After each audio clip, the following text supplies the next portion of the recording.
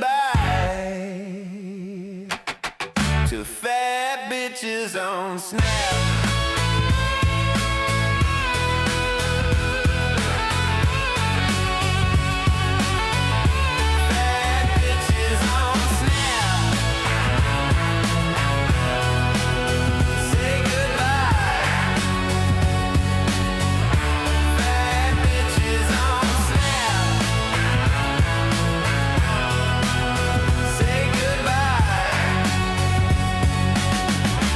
Fat bitches on Snap.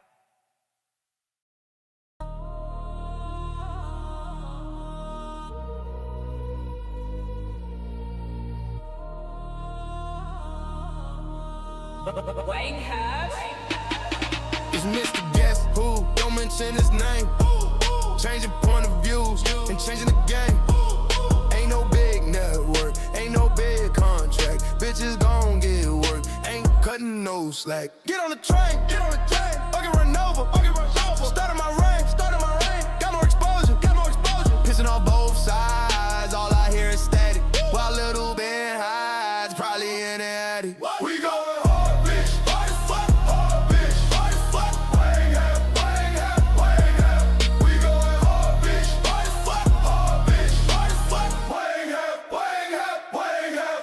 Can't cancel me, bitch. I got nothing to lose for that little Jewish snitch and his pile of shoes. Can't have me on your show, cause I don't tread lightly. Putting numbers on you hoes, and we're doing it nightly. Got my mic wide up, leaving ashes in my way. Got my ovens fired up, and you're gonna get big. Hey, Groyper's by my side, and we're going scorched earth. Stay united till we die, we're America first. We going hard, bitch. Hard as fuck, hard, bitch. Hard as fuck. Wang half. We going hard, bitch. Hard as fuck, hard, bitch. Hard as fuck. Wang half.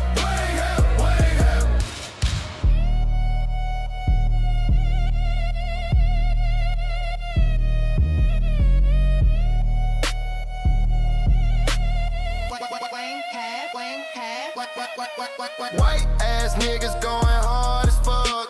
Only getting bigger, so you're out of luck. Piers Morgan outclassed, and don't you worry, we gonna trade this faggot ass for a bowl of curry. It's so plain and simple. Don't fuck with your labels. You can catch me in your temple, flipping over tables. Now every poster ratio, and they don't know how. Take a look at me, ho, I'm the captain now. We going hard, bitch. Hard as fuck, hard, bitch. Hard as fuck. Wang half. We going hard, bitch. Hard as fuck, hard, bitch. Hard as fuck. Wang half. He who holds the power is holding the key, getting stronger by the hour, so they coming for me. Won't matter what they do, we ain't backing down. No pencil neck Jew is gonna take my crown. Our country's been plundered and we're taking it back. We got strength in numbers, come and join the pack. Won't take you long to figure that it doesn't suck to be a white ass nigga going hard as fuck. We going hard, bitch. Hard as fuck, hard, bitch. Hard as fuck. Wang half. We going hard, bitch. Hard as fuck, hard, bitch. Hard as fuck. Wang half. We going hard, bitch. Hard as fuck, hard, bitch. Hard as fuck. Wang half. What?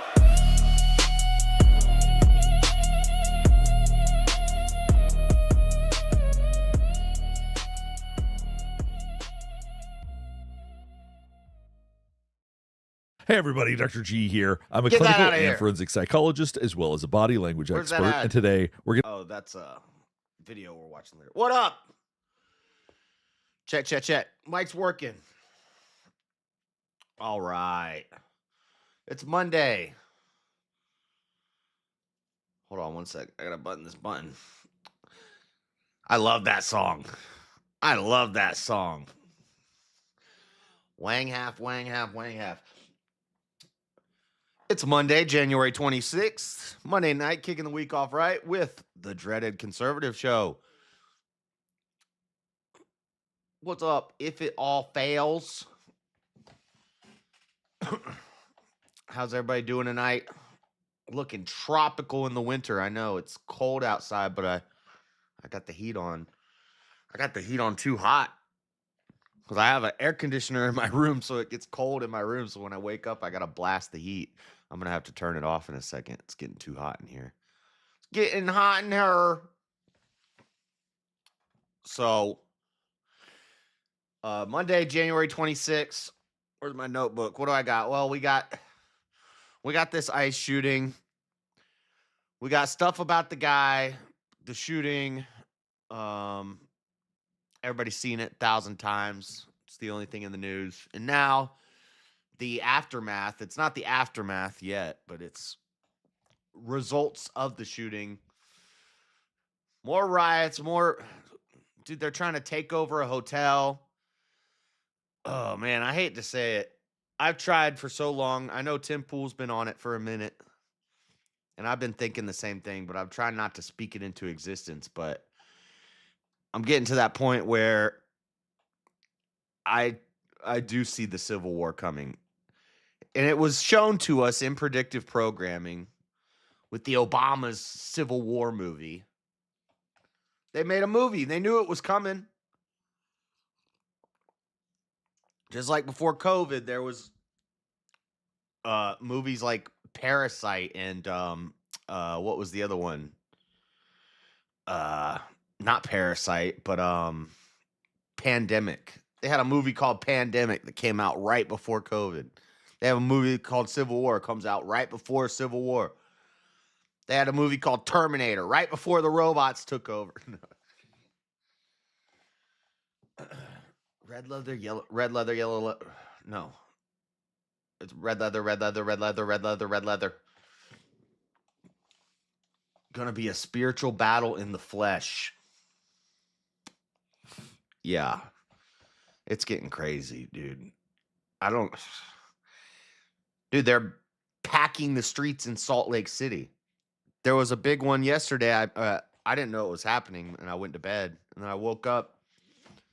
There was a huge protest in Salt Lake City on the same day as the Utah March for Life, which I wish they would send out a notification about that or something, because I wanted to go to that this year. Same day, the March for Life people are marching. These anarchists are marching. It's crazy. Oh, man. Never mind. I'm not going to say that. But ICE tip line reports suspicious criminal activity to the ICE tip line.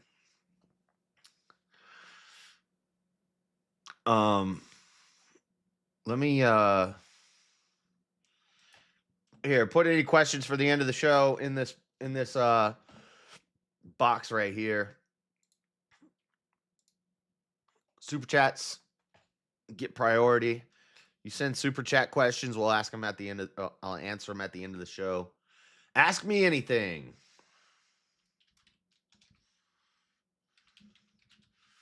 Anything. Super chats get priority.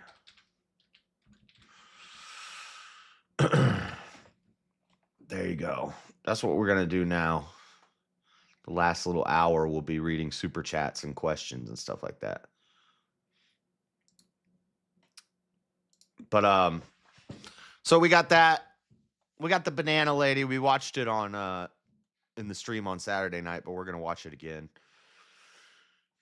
The banana rice and bananas lady, the Somalian crisis actor in DC. And then lastly, we'll wrap up looking at this crazy snowstorm all over the country. Crazy enough, it's freezing out here, but we still haven't got snow. Like, we haven't had a serious, unless it's snowing out there now, and I don't know yet. I haven't looked outside yet. But yeah, the world's getting crazy. So even though everything's bad right now, not everything's bad. I'm still doing all right. I think most people who aren't in these cities that are getting burnt down, they're not getting burnt down yet. I'm exaggerating, but it's crazy out there in Minneapolis. Most of the people in the country are still probably doing okay. but you're either in one part of the country and you got power outages from a snowstorm, or you're in another part of the country and everybody's rioting. Amidst all of this negativity and bullcrap that we're going to cover here in this first segment, first hour, we got some good news. Dude, I can't do it with these headphones. I don't know what's up with these headphones. That made it a little better. Sorry, 1 second, guys. I don't know. I might just have to use these headphones.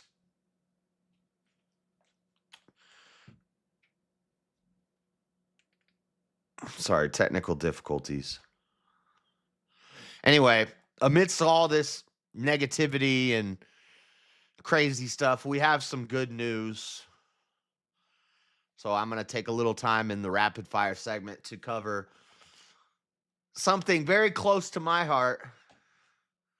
The boy. Goku's returning. Dragon Ball's coming back. Dragon Ball Super. We're finally getting the Moro arc in anime form. The Galactic Patrol, Dragon Ball Super Galactic Patrol is coming soon. And I'm pretty excited about that. As long as the world doesn't end, I'm going to be so pissed if the world ends before I get to see Ultra Instinct Goku fight Moro and Mastered Ultra Ego Vegeta and Black Frieza. Oh, I'm going to be so upset if I don't get to see it. But that'll be for later. We'll talk about that later.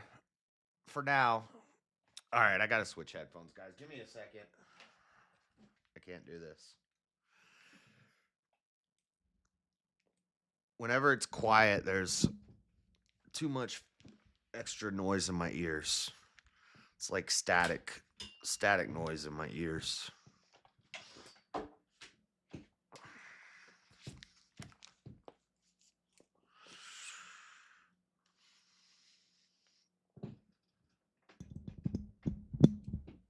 Check. Oh my gosh, that's so much better. Man, that sucks. I wish I knew how to fix that. I got those so I could wear them on the stream because they're more form-fitting and sleeker than these big old cans. Oh, it's not the noise cancellation.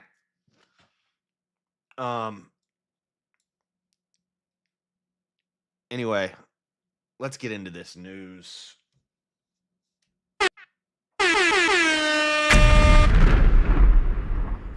What the?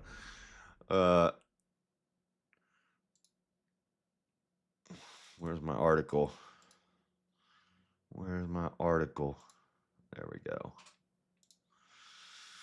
All right. What do we got? Fatal shooting of Minneapolis man, Alex Pretti.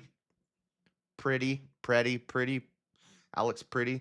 I think ICE is doing a pretty good job, if you catch my drift. You heard me?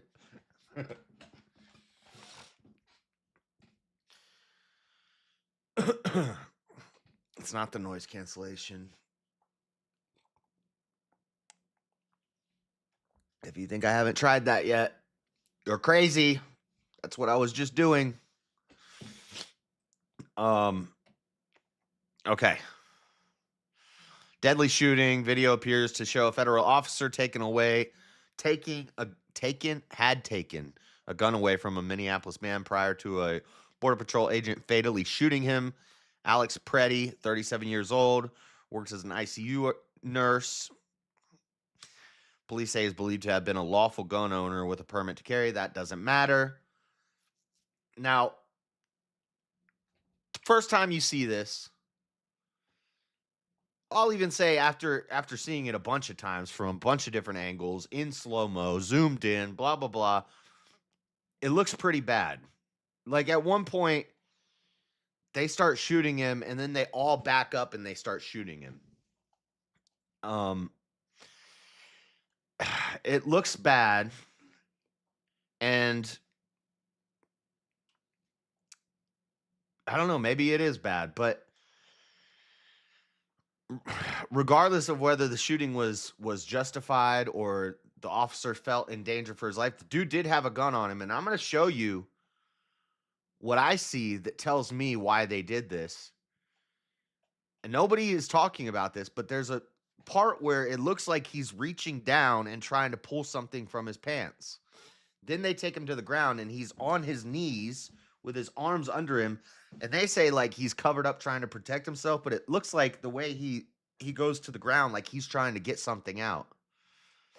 But now there's AI pics going around on X that shows there's one AI pic where he's on his knees and the officers are behind him, like executing him in the back of the head. And I see this picture on X and everybody's commenting on it. He needs to go to jail. I'm like, when did that happen in the video? How did you get that freeze frame? And then you notice that one of the ICE officers doesn't have a head. It's like, oh, this is AI. Premonition called in when we were watching this and talking about it on Saturday night. She was saying she thinks the whole thing is fake. I'm not going to go that far. I don't agree with that. But I understand where it comes from, especially when you see all this. We're lied to constantly. So I'm not saying it's a crazy thing for her to say. I don't agree, but there is AI images coming out. And then in one of them, he's holding something. He's holding a pepper spray can or something in his hand. But I don't think that picture's real. So assuming everything we're being shown is real, it does look like he's reaching for something. Then they say gun, gun. And the one officer takes the gun and throws it. Now they're saying that means he's disarmed and there's no reason to shoot him. But amidst the commotion, the guys who are fighting with this guy, they don't know that he took the gun and threw it on the ground, because after it happens, they're like, where's the gun? Where's the gun? Where's the gun? He had a gun. They don't even know that the guy took the gun and threw it. So they feel like he's trying to get a gun out of his pants. They say gun, gun, gun, and they shoot him. They don't know the guy a second before had already got the gun and thrown it. And then I'm seeing slow motion zoomed in videos, and they're saying that the gun is racked. Like he was racking the gun. I hear people saying that he shot.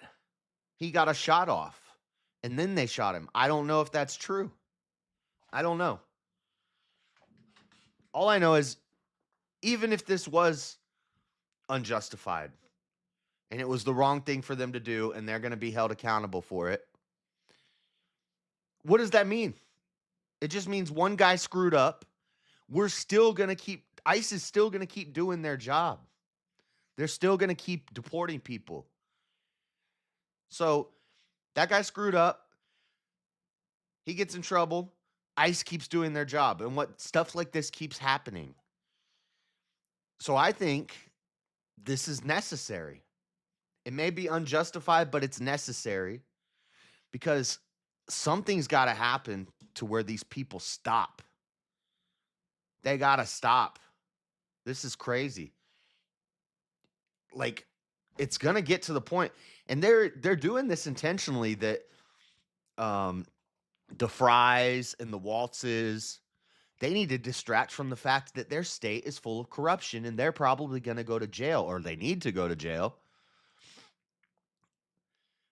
Like, when you're blowing whistles in people's ears, which is assault in many states, you can permanently damage somebody's hearing by blowing a loud whistle in their ear constantly. Like, it's gonna reach a head where one of these ICE officers is just gonna freak out and just start killing people, or one of these protesters is gonna come and just start mowing people down. And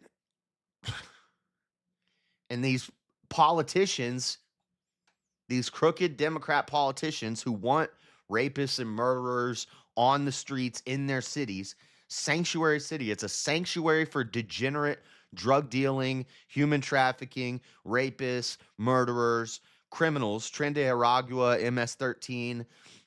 We watched them taking over apartment buildings, and they just want to let them stay and give them handouts with our taxpayer money.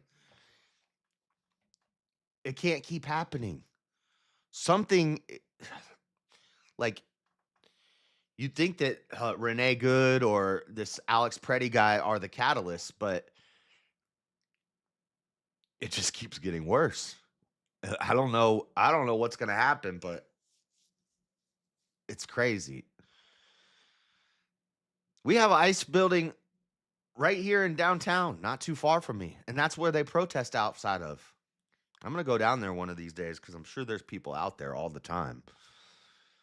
I told you guys Salt Lake City is a soft sanctuary city.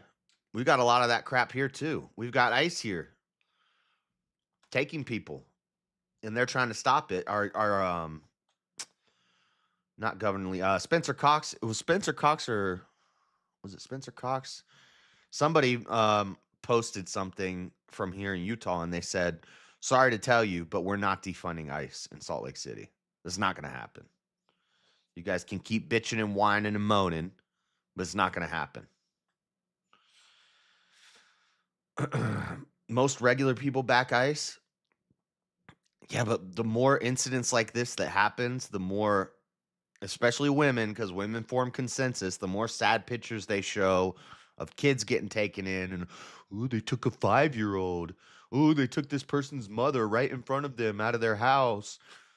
The more women that they get, the more men they get, because the men are going to follow what the women tell them to do in modern day America.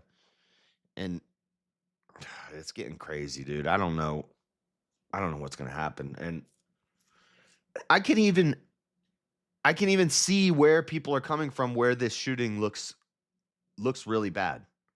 I can almost agree. Now, I don't totally agree because we don't know everything that happened. We weren't them. We weren't in their shoes. If dude was pulling a gun, then he got shot and he deserved it. If he wasn't trying to grab the gun and they knew that the gun was taken and then they just executed him, that's pretty bad. But, like, I don't care. I'm almost to the point where I think that I should just, I wish Trump could send an order that says, if you block an ICE vehicle, if you touch an ICE agent while they're doing their job, they can just blast you. That's how we stop this. Or, God forbid, the local police actually help and start arresting people. Instant 1-year sentence. You do anything to interfere, jail, prison, 1 year. See how these liberals deal when they're in prison for a year. It's crazy. So they did a temporary restraining order blocking federal agencies from destroying evidence from the incident. Minnesota authorities had sued Trump administration, claiming its officials took from the scene. I heard somebody say that they went into his house after this happened and they took everything out of his house. I don't know if that's true. I don't know what's true anymore. Anti-ICE protesters were already marching in Minneapolis today despite frigid temperatures. Authorities used tear gas and flashbangs to disperse an angry crowd confronting agents after the shooting. You guys see the video of the lady who tried to pick up a flashbang and throw it back, and it blew up in her hand, and she's running, going, ah! Freaking out. Good job, dumbass. I don't think I have that clip, but maybe I can find it later. Well, let's see. All right. Thank you, Wagira. We'll take care of that at the end of the show. Department of Homeland Security. We'll watch this. This is just a random news report, but they have a lot of the angles and they have a little bit of a collage of all the things. Kristi Noem's conference and a couple different angles. He is currently leading the shooting. Individual who came with weapons and ammunition to stop a law enforcement operation of federal law enforcement officers committed an Oh my God, you guys can't tell me to check my DMs in the middle of the show. Why is my flashlight on my phone? act of domestic terrorism. That's the facts. Many are pushing back on that narrative, though. Susan Elizabeth Littlefield looks at new videos that show what happened leading up to Pretti's death. WCCO has new video, new perspective on what unfolded Saturday morning. Now, the reason we are breaking this down for you is because it is in sharp contrast How you gonna send me a random Parks and Recreation clip in the middle of the show? to the information we're getting from the Department of Homeland Security. Check it out for yourself. This is the aftermath. We now have more perspective on what happened before. Not really. The head of the department investigating Alex Pretti's death says the case is clear. An individual approached U.S. Border Patrol officers with a 9mm semi-automatic. And maybe they went too far. Maybe the Trump admin went too far with this message from DHS. They said that this guy was there to massacre officers. I don't know if that's true. Maybe that's too far for them to say that. I don't know. Maybe they know, maybe the intel from our intelligence, which, people complain about surveillance and how they're tracking us and they're monitoring everything we do, and they complain about Palantir and stuff, but then they pretend like we don't have intel. I believe that Trump has access to the best intel in the world. And if these people are organized in a signal chat, and this is an Antifa cell or a branch of Antifa, and they're organizing in signal chats, talking about things they're going to do in signal chats, we're monitoring this. So when this guy shows up and we know he's connected to this signal chat group that is a terrorist cell, a domestic terrorist cell, and yes, I'm not being hyperbolic, intimidation or inspiring fear in somebody for a political or religious purpose, that's terrorism. And if it's happening in our home, that's domestic terrorism. If they're organizing in this group chat and they're going out with the intention of scaring ICE away or intimidating ICE with their numbers and with violence, those are domestic terrorists. And if we're tracking them and we know that this guy went there with bad intentions, then maybe it's true he was there to massacre ICE agents. Like, you think we don't have intel on this stuff? Automatic handgun. The Thank you, Half Hood. officers attempted to disarm this individual, but the armed suspect reacted violently. New video shows another perspective. It starts rolling 5 minutes leading up to his death as someone in a nearby business presses record. 1, 2, 3, 4. Suspicious of federal agents, This is nuts. they zoom in on Alex. That's him in the brown coat with his phone in his hand. 2 minutes later, a video shows agents pushing Now a woman watch. to the ground. Then you can see Alex is taken. Okay, look.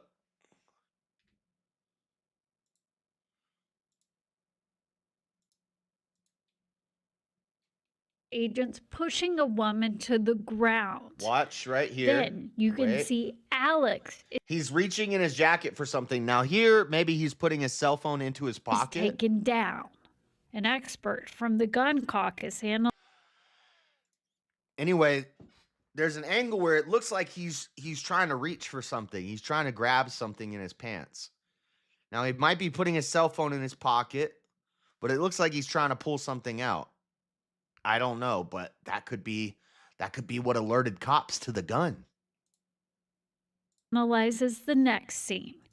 It looks like a agent in a gray jacket is retrieving a firearm that matches the firearm that DHS put out from. But see, it's not in. Okay, where did he grab that gun from? It's not in the back of his pants. So it's in the front, and he's curled up and he's got his arms under. So maybe he's trying to wrestle the gun from his pants right there. And that's what they see that made them shoot. If that's the case, Justified shooting. But I don't know. Mr. Pretty's waist. Seconds later, Mage shoots. And as the sounds show, multiple times. He wasn't there to peacefully protest. He was there to perpetuate violence. But these videos show things from a different angle.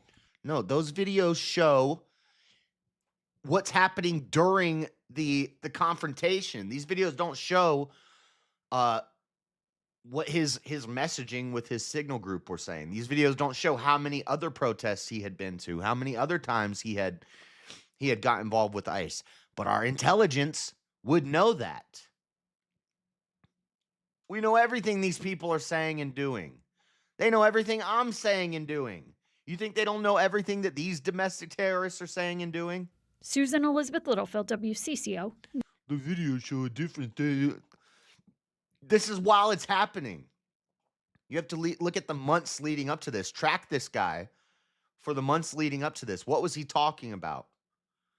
And I guarantee you, as soon as this happened, they brought the people who need to see it all the information of everything he had been talking about for the last 3 months.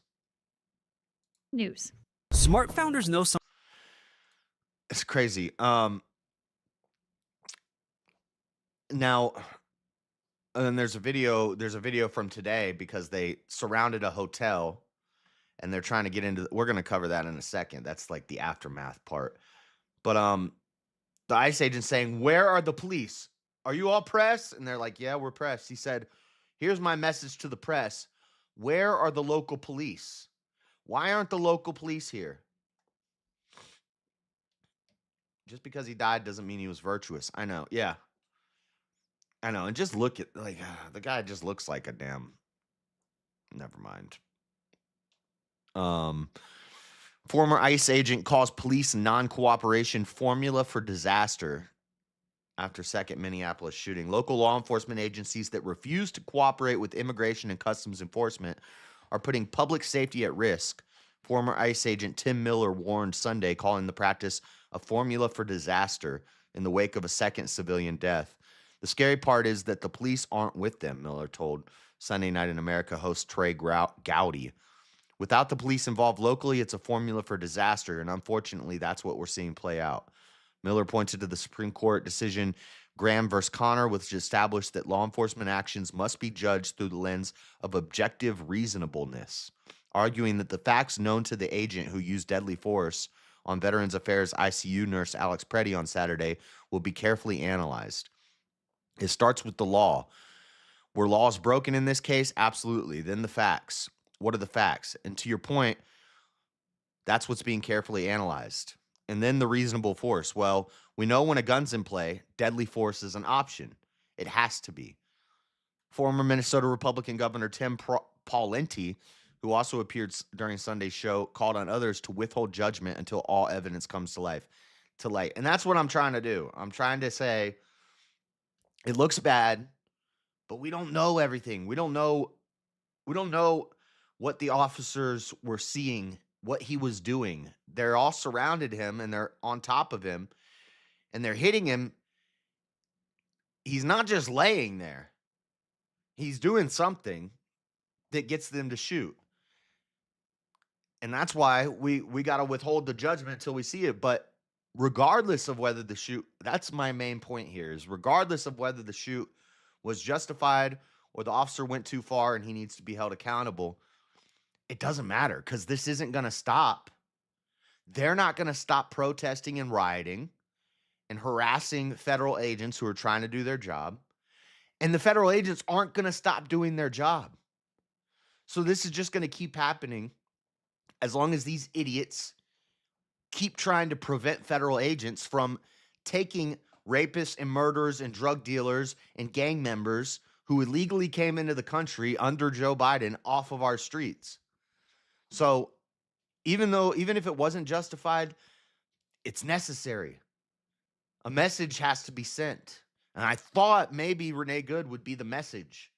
Stop fucking with ICE or you're going to get shot. And they still haven't figured it out, and it gets worse and worse. And like, I don't know. This is just getting crazy. It's gonna come to a head. Something's gonna. You guys took the night off from work? No, I'm not going. I'm not going down to the block in this shirt. What I saw in the video is let's wait. But also, it does appear in one video that a federal agent had a gun. We presume, although we don't know that it was Pretti's gun, it was potentially disarmed before those shots were fired. And then that leaves a lot of important questions about why Pretti was fired upon by other officers. Maybe, as you mentioned, up to 10 times. Yeah, there is a point where they back away and they all just start shooting. And people will say, well, oh, that's the problem. That's the overkill. Maybe one shot. No. You squeeze till the clip is empty. Don't tempt me. EHOD, man. They mag dumped on him. And then there's a narrative, there's an AI video where they're like standing back and they're clapping. And everybody's like, look, they're clapping instead of helping him. No, the real video of after it happens, there's an ICE agent that slips and falls on the ground because he's running over to help the guy. There's a guy saying, give me scissors. I need to cut this. He's trying to cut his shirt. What's going to be the flashpoint? I don't know. I thought both of these would be, and it's just going to keep getting worse. We're going to hear about one of these every other day, it seems like now. Good day to the almost VK channel. Shut up.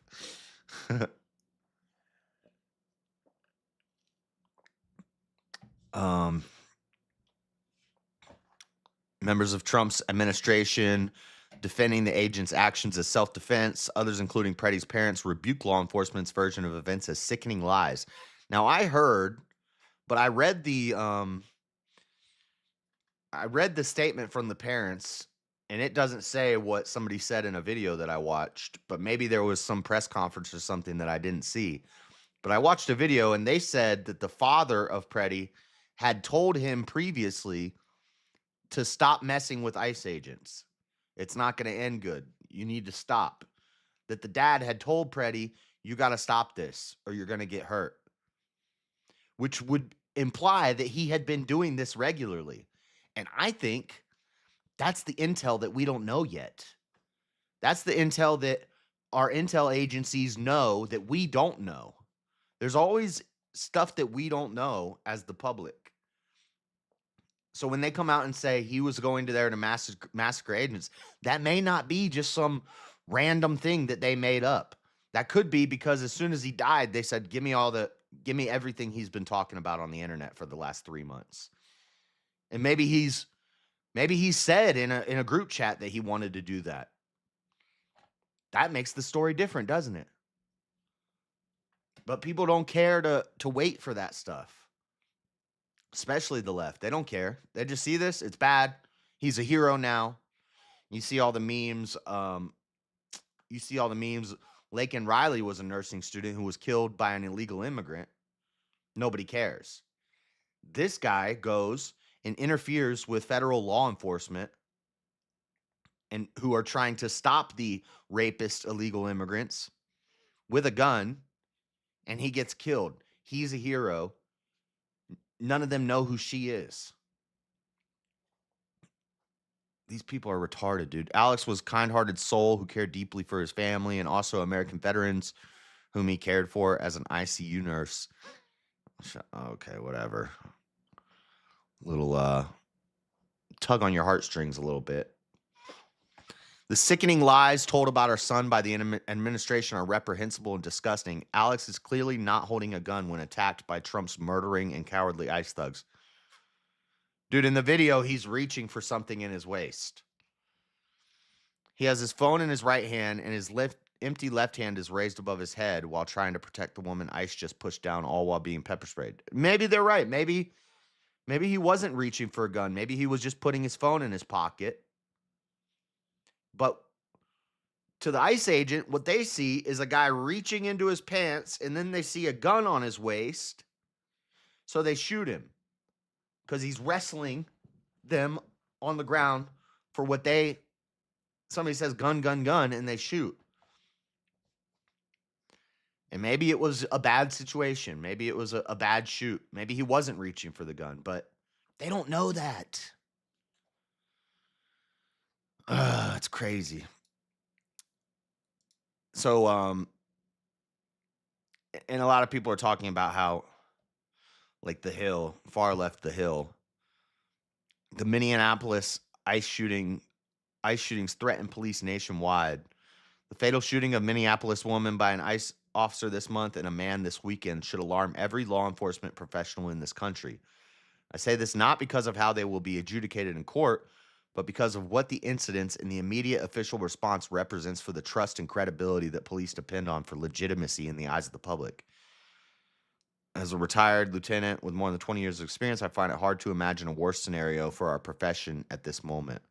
History and hopefully transparent, independent investigations will ultimately adjudicate the shootings. But what the heck just happened? Why is it doing? Stop it, Hill. Too many ads. Law enforcement cannot ignore the glaring gap between what authorities have told the public and how people are interpreting what happened. A gap made wider by a pattern of opaque federal enforcement practices. We are now seeing routine scenes of masked officers separating parents from children, chaotic street-level arrests, and cases in which U.S. citizens have been wrongly detained. No, the U.S. citizens that are getting detained are the ones who are interfering with the investigation. The parents that are getting separated from their children are criminals. We've always separated parents from children if the parents are criminals. We'll separate children from parents if the children are criminals. If a child does something, kid does a school shooting, kid goes to jail, separated a family. Though police in Minneapolis bear no direct responsibility in the shootings, their department will nonetheless be left to manage the fallout. It's a reminder that trust in law enforcement is not owned by any single agency or jurisdiction. It's a collective built gradually through consistent, credible engagement. Where's the consistent, credible engagement when the ICE agents need the local police to come in and help and they won't do it? Yeah, this is an opinion piece. This is the Hill. Of course, the coming challenge for local police will be further complicated by the broader history and context leading up to the moment. The Department of Homeland Security immigration operation launched in Minneapolis, described as the federal agency's largest ever, did not occur in a vacuum. Police community relationships in the city have been strained for years, most notably in the aftermath of George Floyd's murder. You mean George Floyd's overdose death. More recently, Minneapolis has been singled out by national political figures as a symbol of disorder and defiance, reinforcing fears that law enforcement is being used to advance a political agenda rather than promote public safety. Well, it's a political agenda that we voted for. What about the threat to democracy? What about Trump being a threat to democracy? I think this is a threat to democracy. We voted for the largest deportation in history. That's what we voted for. That's what more than half the country, the popular vote and the Electoral College, voted for the largest deportations in American history. And that's what Trump's trying to do. And that's what these rioters are resisting. So who's the threat to democracy? And then they call us bootlickers. I hate being called a bootlicker because I'm harder than all these damn losers. I go hard. I'm a wang half. I'm a white ass ninja going hard as fuck. This is crazy, dude. I don't know where it's going to end. This does look like the lead up to a civil war. Because we're not even 2 years into Trump's presidency. This is going to happen. Is this going to happen every day for the next 3 years? And I'm not going to say just because all this chaos is happening, maybe we shouldn't have voted for Trump. No. Maybe these people all need to be put in jail. The government, the Fries, the Waltzes, the mayors that encourage their people and permit their people to do this. And they'll say the Constitution, it's the right to protest. I don't care. It's not your right to stand in the street. It's not your right to block traffic. It's not your right to harass federal agents. It's not your right to blow whistles at them constantly to agitate them. You are a bootlicker. Bitch, I wear the boot. How about that? You're the bootlicker. These lefties are the bootlickers. You know who's a bootlicker? Renee Good and Alex Pretti. They're licking boots. They're licking boots right now. Yeah. Yeah. The bootlicker is not the one who supports authority. The bootlicker is the one who's crying about authority and protesting and getting themselves shot because they're retarded. Those are the bootlickers. He was licking boots when he was getting kicked on the ground. Who's licking boots? My side wears the boot, bitch. All that context now has a very real on the ground. I'm not going to keep reading this garbage. Let's see another video. Hey everybody, Dr. G here. This is body language. Dr. G here reading the body language, but I like this because he has a lot of zoomed in and slow motion footage of this. I'm a clinical and forensic psychologist as well as a body language expert, and today we're going to be analyzing the behavior and body language that led up to the shooting of Alex. And just so you guys know, in case you didn't know already, body language analysis is bullshit. Okay? It doesn't really mean anything. It's kind of like psychology. It's a fake science. Alex Pretti. Before we get started with it, It's just behavioral analysis, but it's not, it's not guaranteed. It's not always consistent. People are different. Some people act differently than other people. You try to do body language analysis on an autistic Tourette syndrome person who's like twitching and spazzing out versus body language analysis of a normal person, you're going to have different results. Me crossing my arms might be a sign of, they'll say this in the interrogation videos. They're saying he's crossing his arms. This could be a sign that he's guilty and he's rejecting what the officers are saying. Or it could be a sign that he's innocent and he's rejecting what the officers are saying. This couple of quick things. One, I wanted to make sure you know this is not a psychological evaluation of any kind. These are just my opinions. In addition to that, I do want to remind you to like and subscribe if you want to see more content just like this. All right. No, dumbass. I do what I'm told. I follow the laws and I do what the laws tell me to do. Therefore, I don't have to lick a boot. You don't do what the laws tell you. You end up in jail. You end up licking some big black guy's dick. That's what you end up with if you break the laws and if you violate the laws. So the bootlicker is the person being held down by the boot. I don't have to lick a boot. All right, let's go. What we're going to be analyzing today is all of the behavior, body language, and psychology that led up to the shooting of Alex. Looks like Alex Pretti is licking boots right here. Where's his head at? Right here. Where's this guy's boot at? Right here. Is he getting kicked in the face? Looks like Alex Pretti's the bootlicker in this situation. Pretti. Now, we're going to be looking at this from several different angles. I'm not going to be showing the literal shooting itself. I don't think that's helpful, so I'm not going to be showing anything gruesome, but you will be seeing. Pretti, I know you think that if you keep saying it, that it doesn't irritate me because it hurts my feelings to be called a bootlicker. It irritates me because the people who use that word are actually the bootlickers. It's retarded. That's why it annoys me. So when you keep saying it, you keep proving my point.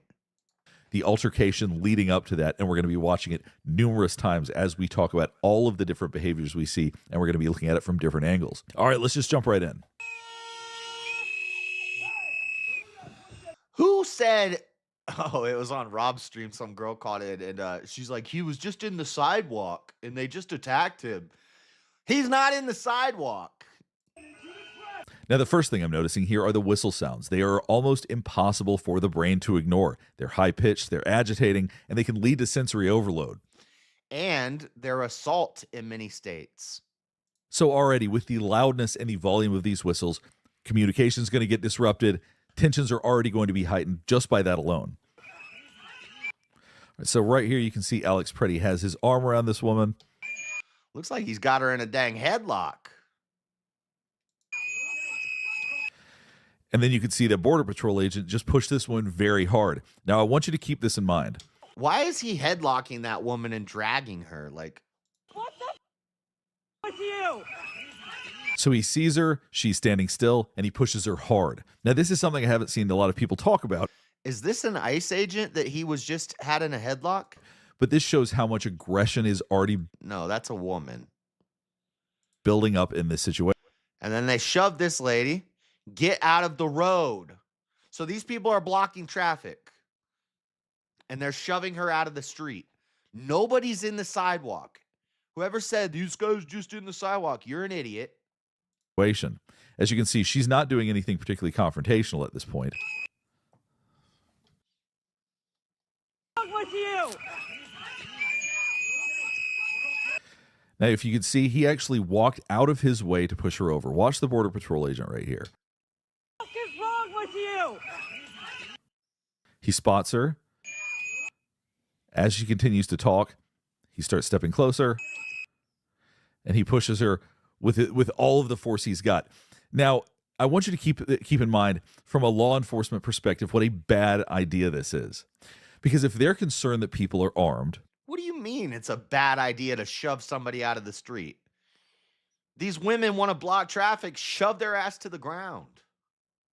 If this was someone that was armed, that he was afraid could be armed and fatally shoot him or something like that, this would be the dumbest thing you could do, which would be to create a tremendous amount of space between you. Yeah, this nerd. Yeah, he knows. You and a suspect, or you and someone that you think could hurt you. Now, the person that he just pushed over was not Alex Pretti. But the point is that this is not a safe activity for law enforcement to do. This is not. None of this is safe. These people make it unsafe. It's chaos. Not advisable for law enforcement to just push somebody over. If they need to have some sort of intervention, if they're going to arrest somebody, they need to do it in a way that keeps them safe. This is not suggesting that they are acting in the safest manner possible. He's shielding her. He's shielding her. By putting her in a headlock and dragging her, he's shielding her. You're a fucking retard. What's wrong with you? See, steps out of his way, just absolutely lunges and pushes her over. So after she's fallen over, now you can see Alex Pretti turn and starts to confront this officer. Now, the agent pulls out pepper spray or some sort of non-lethal spray. And now watch. He reaches for something on the officer with his left hand. You can see he's got one hand up in a defensive posture. Alex Pretti has his head turned to the right. He's trying to avoid now. And as you can see, the officer continued to spray As you can see, this is when he starts reaching for something from the other him angle. in the face. So it wasn't one spray and then back up or do something in order to make the situation safer. This agent, as he continues to try to spray him in the face as much as possible, is adding to the chaos of this situation. See, he's following him and continuing to spray him. Alex Pretti had his arm up in a defensive posture. He reached down. I presume he's trying to help her up right here. And then But now his other the Border hand. Patrol agent pushes Alex Pretti. You can't see it from this angle. But his other that's hand one is push, reaching in his pocket or in spraying. his pants for something. Now a second push. So this Border Patrol agent is clearly very agitated right here. He's being confrontational. He's going out of his way to make things. He's being confrontational. Yeah, these people are just, decent, friendly. They're not doing anything wrong. He's trying to have confrontation. Disruptive. This is not somebody who's trying to de-escalate. This is someone who is actively escalating the situation very, very quickly.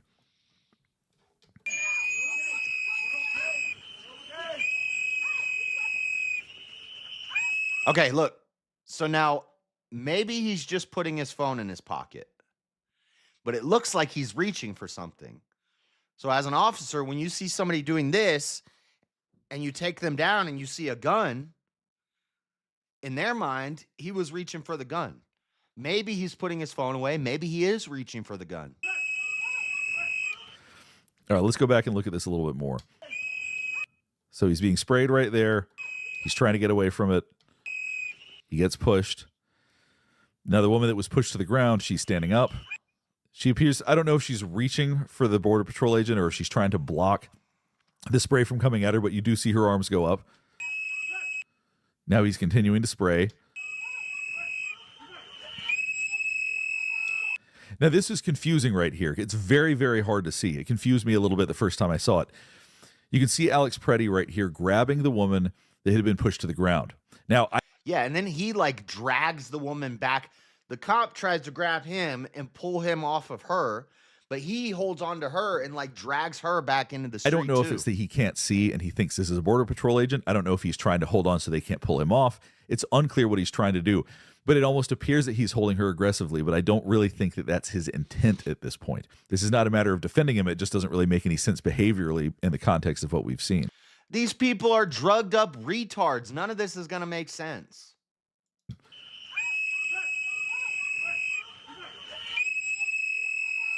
See, she's getting dragged a little bit right here. See, look, he's holding on to her and like yanking her back out into the street. He's continuing to hold on to her, and now all of the Border Patrol agents are pulling him down. At this point, I want you to think about what specifically has he done to get himself pulled over in this situation. Blocked traffic, interfered with a federal investigation, causing chaos. Who knows what sort of conversations he's had in his signal chat that we don't know about at this point. Who knows why he shows up with a gun to block traffic and keep ICE agents from doing their job. Who knows? The Border Patrol agent that now pushed somebody. It looks like he's hurting her more than they did. They shoved her and she fell in the snow, but now he's yanking on her neck and pulling on her shirt. Sprayed somebody else in the face, pushed him again, is now pulling him off of her. He's pulling him off the ground. At this point, Alex Pretti has literally...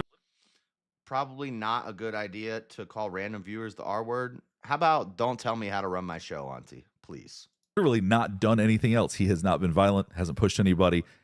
We can't hear what he's saying. Maybe he's saying something that's agitating them, but we're not seeing any physical... How about if a random chatter comes in my chat and calls me a dumbass, I'm going to call them a retard. behavior from him at this point that has been threatening towards police at all, or threatening towards Border Patrol, sorry.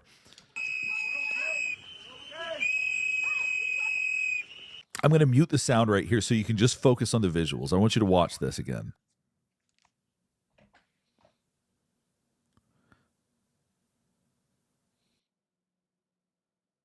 So at this point, as you can see, this Border Patrol agent right here is looking for a fight. He seems very angry. I talked about the whistles. I talked about other elements. I don't know why he's so agitated, but he... Oh my God. I don't know why he's so agitated. Could it be that every moment of every day these people follow them and harass him? I wonder how long this Pretti guy had been stalking ICE agents and repetitively blocking them, interfering with their investigations, and causing problems for them. I wonder how many times he did this. He is aggressively pursuing these protesters.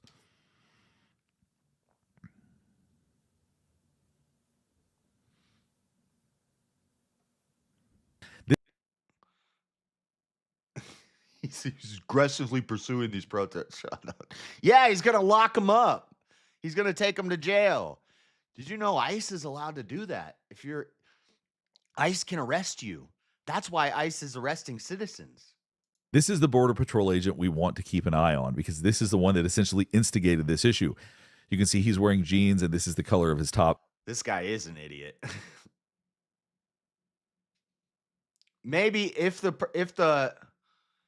person was talking about this guy being a dumbass, then I was wrong, my bad. But it seemed like he was talking to me. I don't know. Just keep an eye on him.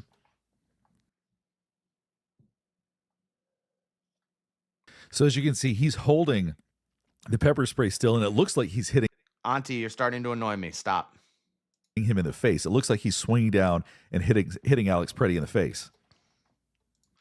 Please stop telling me and giving me advice on how to run my show. I got this, okay? I got this. I don't care. I don't care. If he was talking about that guy and I made a mistake, too bad. He's not coming back. I don't care. See, he's striking him with his pepper spray right now. Now we're going to go and look at some different people in this video, but I want you to keep in mind this is somebody who instigated this. He started it. Now Alex Pretti is down, presumably unable to reach anything, even though he seems to be struggling right now, and he's striking him in the face with a pepper spray bottle or whatever this non-lethal agent is. Now I want you to be paying attention to the audio right here.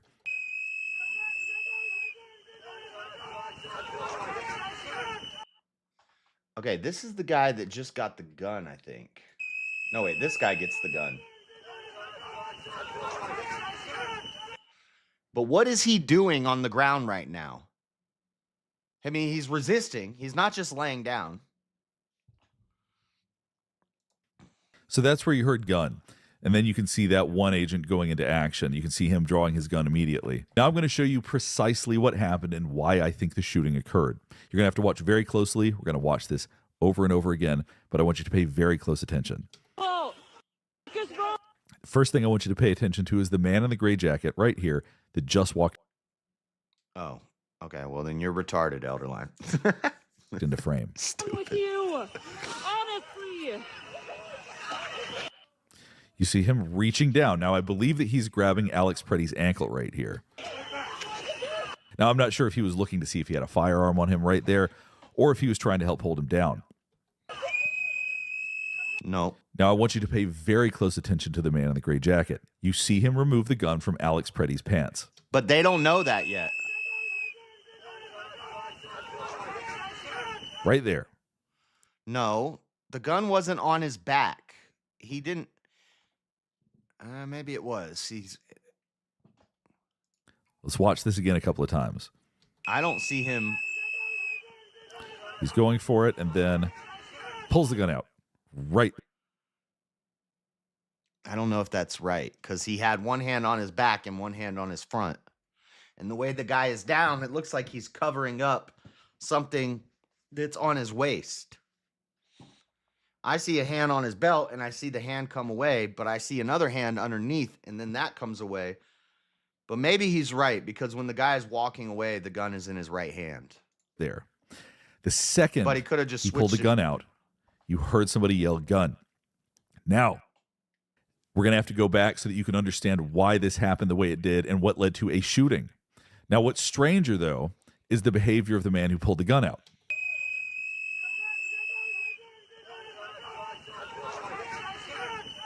Now, the man in the gray jacket, he didn't say, I've disarmed him. He didn't do anything to prevent that. You literally see him turn around and run the other direction. Now, I'm going to show you that footage in a second. Before we get to that, though, I want you to watch the officer in the jeans.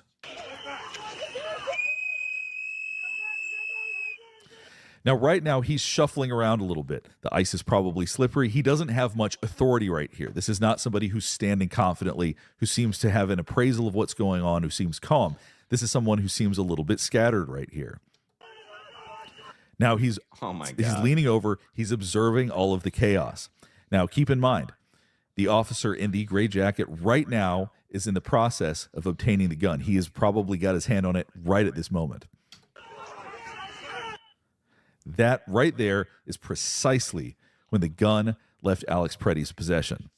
Now, you hear this man yell, gun, gun, gun. I do believe the man in the jeans is the one that yelled gun, gun, gun. I'm not positive of that. I think that he was, because I think that as he saw the gun getting removed by the officer in the gray jacket, he just saw a gun and started yelling gun, gun, gun, and drew his own. Watch this again right here.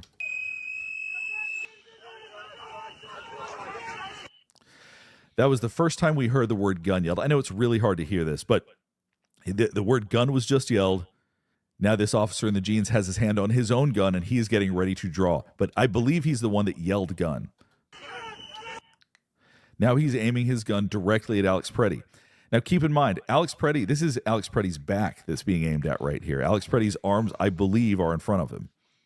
And if you watch the man in the gray jacket, he's getting ready to turn around and go the other direction. Now watch the left. Who knows if right now he's not trying to grab one of the ICE agent's guns? We don't know. You can't see legs of the officer holding his gun. I'm going to go back. I want you to just pay attention to his legs.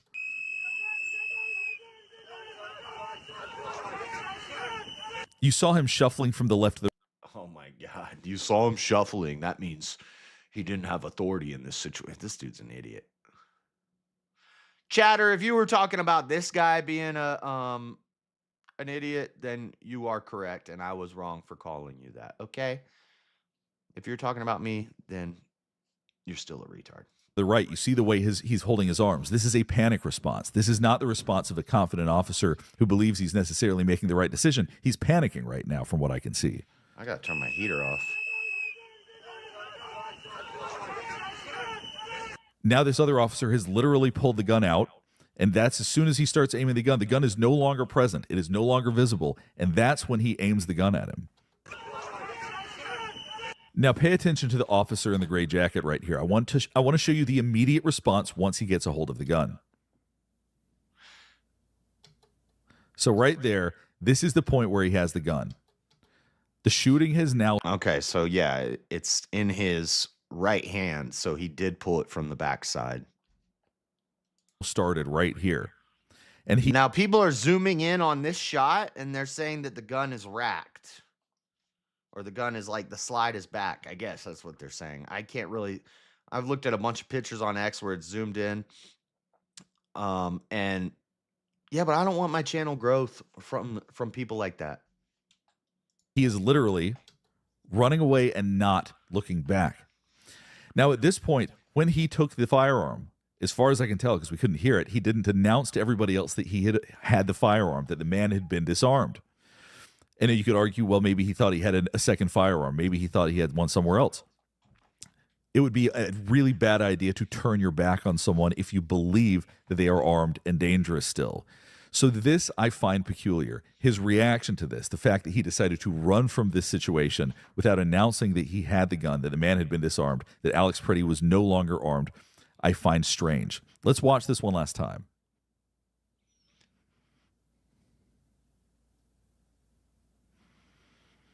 Now, you may be wondering whether or not this officer believed it was actually a credible threat. Based on how panicked he seemed, it seems very possible that he genuinely believed there was a threat. Now, did it make sense, considering the fact that Alex Pretti would not be able to reach behind his back like that in the position he was in? No, it wouldn't make sense. That would be bad judgment.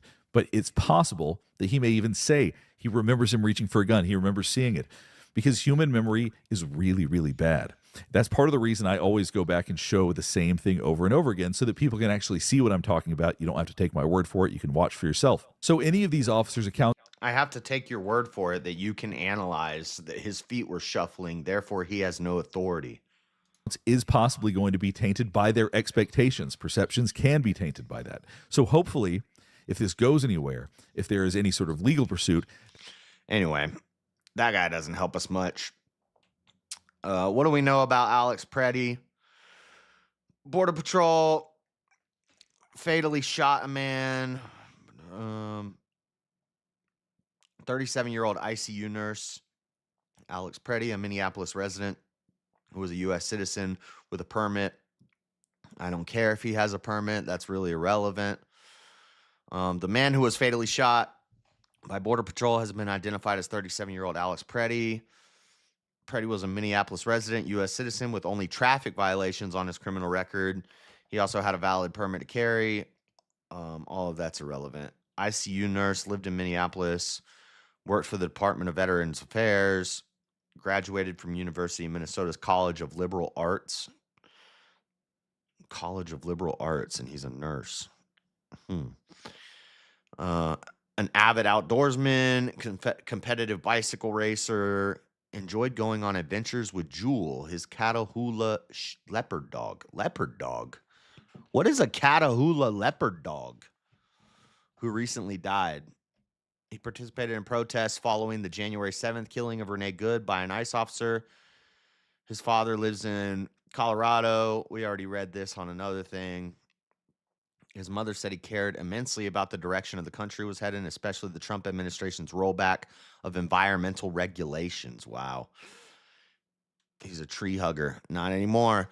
Pretti's ex-wife, who spoke to the Associated Press, said she was not surprised he would have been involved in protesting Trump's immigration crackdown. She said she had not spoken to him since they divorced more than 2 years ago, and she moved to another state. She said he's a Democratic voter and had participated in protests following the murder of George Floyd. So this guy is a known protester.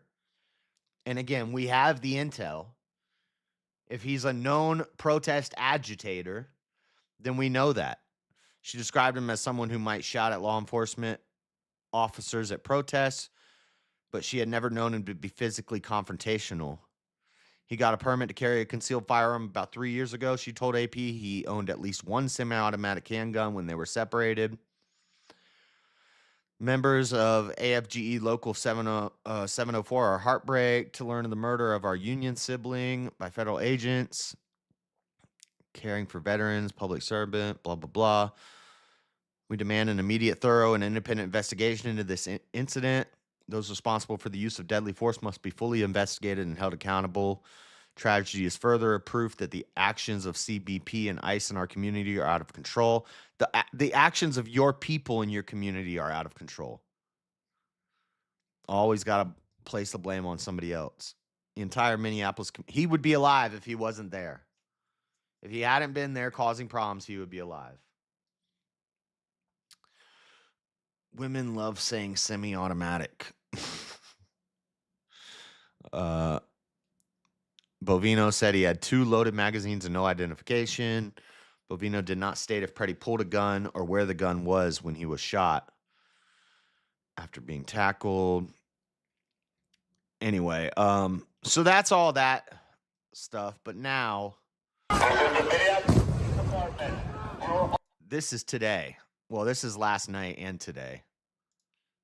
But this is the aftermath, the results. All under arrest. Sit down on the ground.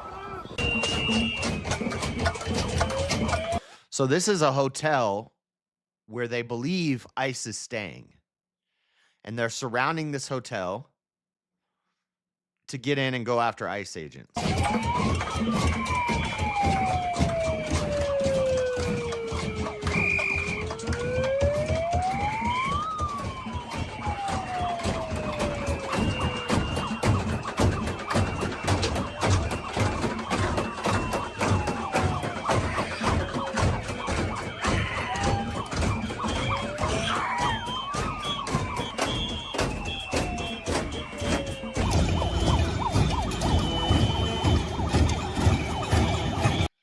And they've taken over another 4-block autonomous zone.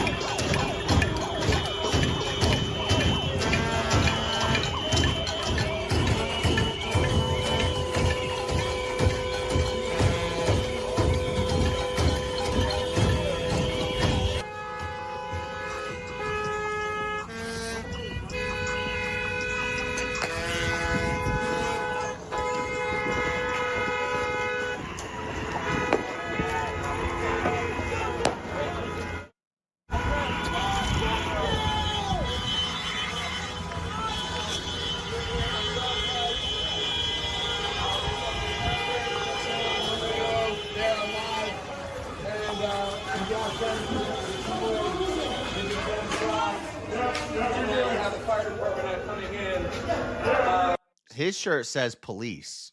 So is he local police? Because the video I was watching before the stream started, the ICE agent's like, where are the local police? He said, you're all press? Here's my statement to the press. Where is the local police? And then they said, well, since you're giving out comments to the press, how do you feel about it? And he didn't answer anything else after that.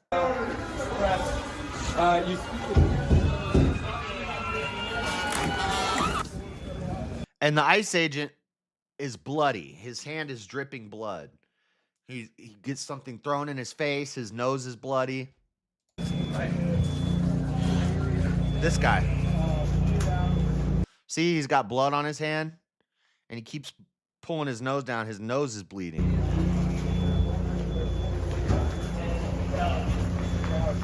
Can you tell me what happened to your nose? No.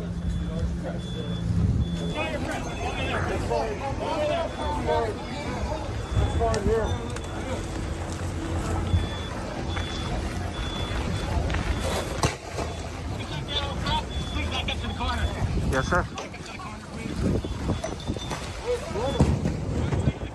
Oh, all the way. Okay, got it. Minneapolis Police Department. You're all under arrest. Sit down. And they're spray painting the hotel. This is your hotel in your city. And you're spray painting the hotel. Why? Because they're harboring ICE agents? You're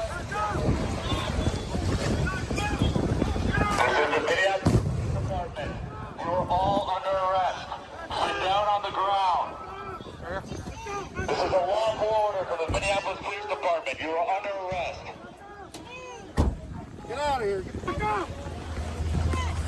Keep moving. Let's go. And they all say they're press.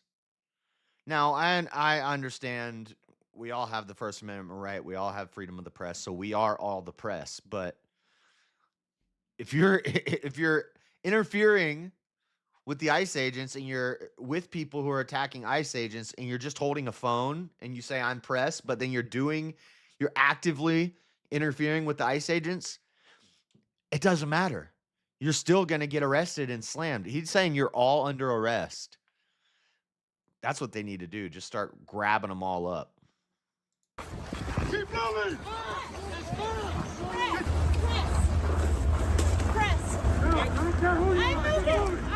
Sir, that guy right there, he has a gun over there. That guy? There's a guy over there with a gun. I go to local protests in disguise. The last protest I went to, I had a Trump shirt and a MAGA hat. Jalen. I've actually never gone to a protest in disguise. I've never gone to a protest dressed like Antifa. Sometimes I'll go wearing my dirty old jacket, which makes me look a little more like them. But I've never gone in disguise.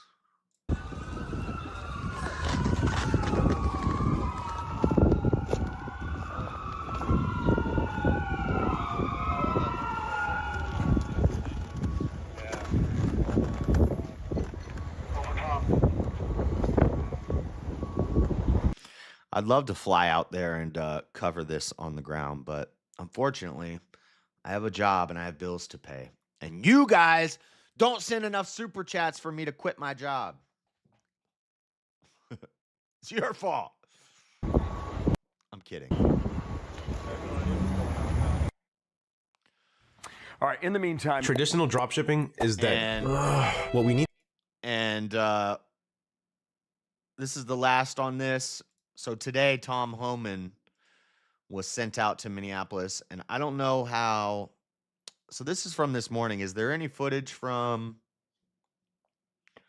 Tom Homan's visit? we got a battle now erupting over the investigation of the shooting of Alex Pretti.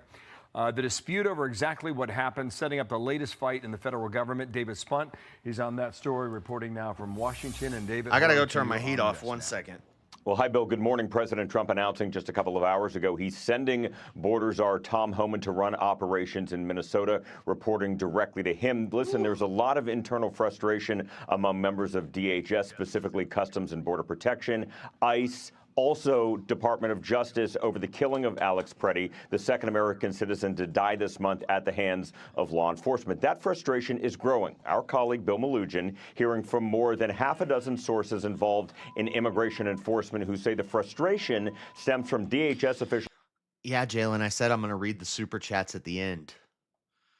Don't come in here. You're like a child walking into a movie. You're out of your element. You're out of your element, Jalen. You don't know what's going on. I already said I'm going to read the super chats at the end.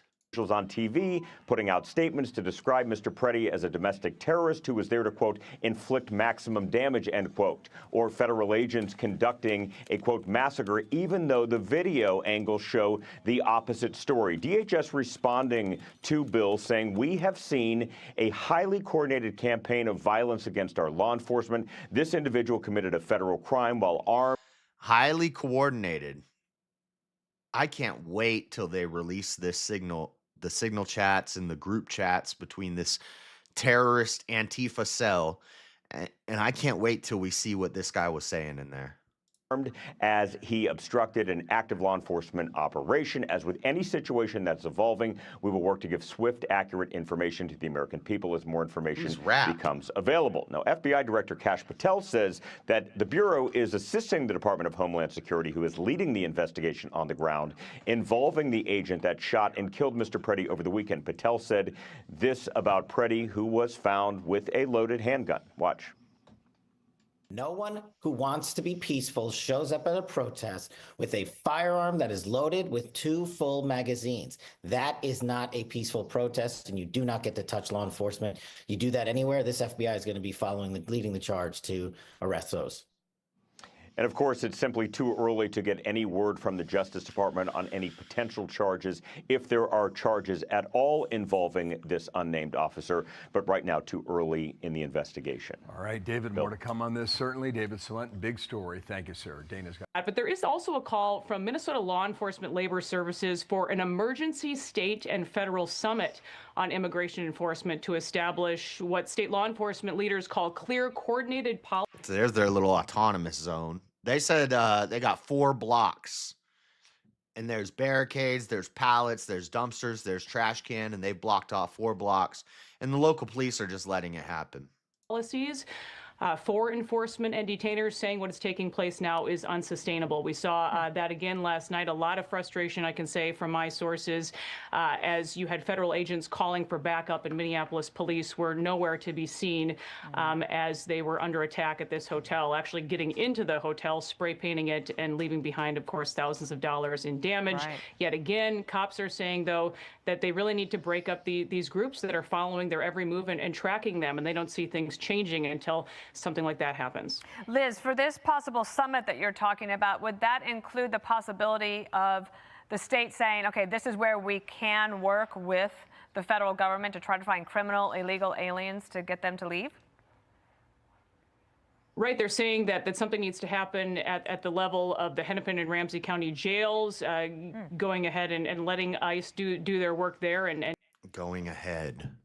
and taking prisoners from there that are here illegally. But Where is this coming from? Why are people saying this all the time now? Go ahead and... the messaging is really also a problem, not only from the governor, but also the Hennepin County attorney. We obtained a memo just on Friday, Dana. They're talking about how they're kind of offering support to officers to investigate reports of alleged criminal conduct by federal agents in your community. So sort of this line in the sand that they're drawing is not helping. Poor editors, whoever have to edit these videos for the mainstream media, they have to edit like all the signs out because all the signs are vulgar, nasty. These people are degenerates. Anyone, and I can tell you there is a lot of frustration. They're hoping that Tom Homan will come here and help to turn this around. Okay, let me play for you a little. So that's why they have to zoom in on one sign, because if they did a large shot, you'd see a bunch of nasty signs. Bit from Governor Walz and Mayor Fry over the weekend. This should be of deep concern for you no matter what town you're in America, because your town could be next. Your liberties, your freedoms could be sacrificed because of what this administration is doing. So now we've got 2 Minnesotans dead. We didn't had time to start telling Renee's story of a poet and a mother and a bright spirit, and now we're telling Alex's story. What's the plan, Donald Trump? What is... The plan is to put your ass in jail and take over your city. Because you're not running it correctly, you piece of shit. The plan. What do we need to do to get these federal agents out of our state? I'm wondering if you can give us a sense of the feeling amongst citizens from all across the idea. All right. We've spent enough time on that. Let's watch the banana lady. I don't even have no like news reports on this. I don't know what this was. I don't know what... This is obviously a crisis actor with a big old Band-Aid on her head that she says she got from... So I'm Somali. She says she got from an ICE agent. And this is just so funny. I don't know what they were thinking here. I don't know who this lady is. They picked what they did is they found the only girl that was Somalian, or at least looks Somalian, that speaks English. And then they got her on a stage and told her, tell your story. Pour your heart out. Let's hear what. Man, she's got to make sure to put a big Band-Aid on her forehead. Let's find out what insightful words she has to give us. I'm proud to be Somali. To me, being Somali isn't just eating bananas with rice. It's a lot. It's like it's a lot. It's How did they find a Black Valley girl to do this? You seen the Nick Shirley video? None of these Somalian women speak any English or very, very little English. So where did they find this girl? I think she's a crisis actor. I think she's fake. I think they just picked a girl who looks Somalian and put a hijab or whatever this is called on her. And then they put a Band-Aid on her forehead. And they said, go out and tell a sad story about being a Somalian. Like, you know, it's like bananas and rice, you know? It's an interesting thing. It's very hard to describe what it means to be Somali and what it means to be American, but it's like a cultural. This is Nasra Ahmed, a 23-year-old St. Paul resident, held a news conference Wednesday afternoon last week saying she was harassed and assaulted by federal agents during an incident. She was detained for 2 days, given no reason why, and eventually released. She suffered a concussion during the arrest and still has a Band-Aid over her right eye. She sounds like she's had a lot of concussions. Fusion. It's kind of like the bananas and rice. You know, it's you know, people don't think, oh, you can eat bananas with rice, but that's what it's like to be Somali and American. It's like that combination of banana and rice, but you're gonna get what I mean. Hello, I am very grateful to be. What the hell is eating bananas and rice? What is that? That's a thing? Like rice pudding with bananas in it? That would be delicious, by the way. But if you're just saying regular ass rice with bananas in it, is that a thing? You have this opportunity to speak in front of everyone, and thank you to my senator for representing me and the people behind me for representing me. I can never be more grateful than I am right now. I'm not used to the attention and the fame, unwanted fame that I am receiving right now. My image is out there, but it's an image for a reason. It's an image that I will carry for the rest of my life. And I am proud. I am proud to say that I've survived ICE. I'm proud to say that I stood up for what is right. And many people are saying, including my family and friends, that I will go down in history. And I will carry this on my shoulders, and I will carry it even though I am fearful. I am a bit anxious. I'm going to admit that I didn't expect this to happen, but here I am speaking in front of everyone, and there's cameras recording me. Hi, everyone who's watching me right now. This bitch is retarded. What is she talking about? Get to the point. Yeah, my name is Nasra. It's nice to meet you guys. It's nice to meet everyone. I'm feeling a little bit of nausea right now watching this. I'm 23 years old. I'm from Minnesota. I also grew up in Columbus, Ohio, but I also grew up here, and I was also raised here. I was raised in both cities. Both are well-known Somali communities. So I'm Somali. I'm proud to be Somali. To me, being Somali isn't just eating bananas with rice. It's a lot. It's like it's an interesting thing. It's very hard to describe what it means to be Somali and what it means to be American. But well, which one are you? Are you Somali or are you American? And nobody cares about the bananas and rice, except that it sounds weird. It's like a cultural fusion. It's kind of like the bananas and rice. You know, people don't really see, like, you know, it's you know, people don't think, oh, you can eat bananas with rice, but that's what it's like to be Somali and American. It's like that combination of banana and rice. But she said it 5 times in 20 seconds. You're gonna get what I mean. So No, I'm not. Nobody is. Nobody gets what you mean. what I'm trying to say is people might be confused by me being Somali, but then when they hear my voice, they say, this girl is very American. There's something American about her. So Yeah, you sound like a dumb valley girl. like my family says, you're so American. You're so American. There's something American about you. So be American. Are you a citizen? Then you're an American. Shut up. But then when other people see me, they're like, there's something Somali about you. You're really Somali, you know? So that's what it's like. You know, people always trying to assume what you are, but Are you banana or are you rice? It's like bananas and rice. they know you're both. So She's a banana and a rice? She's both banana and rice. they cannot separate the two. They just want to say, oh, you're this, you're that. But that's what it is. It's to be both. So, yeah, so I got.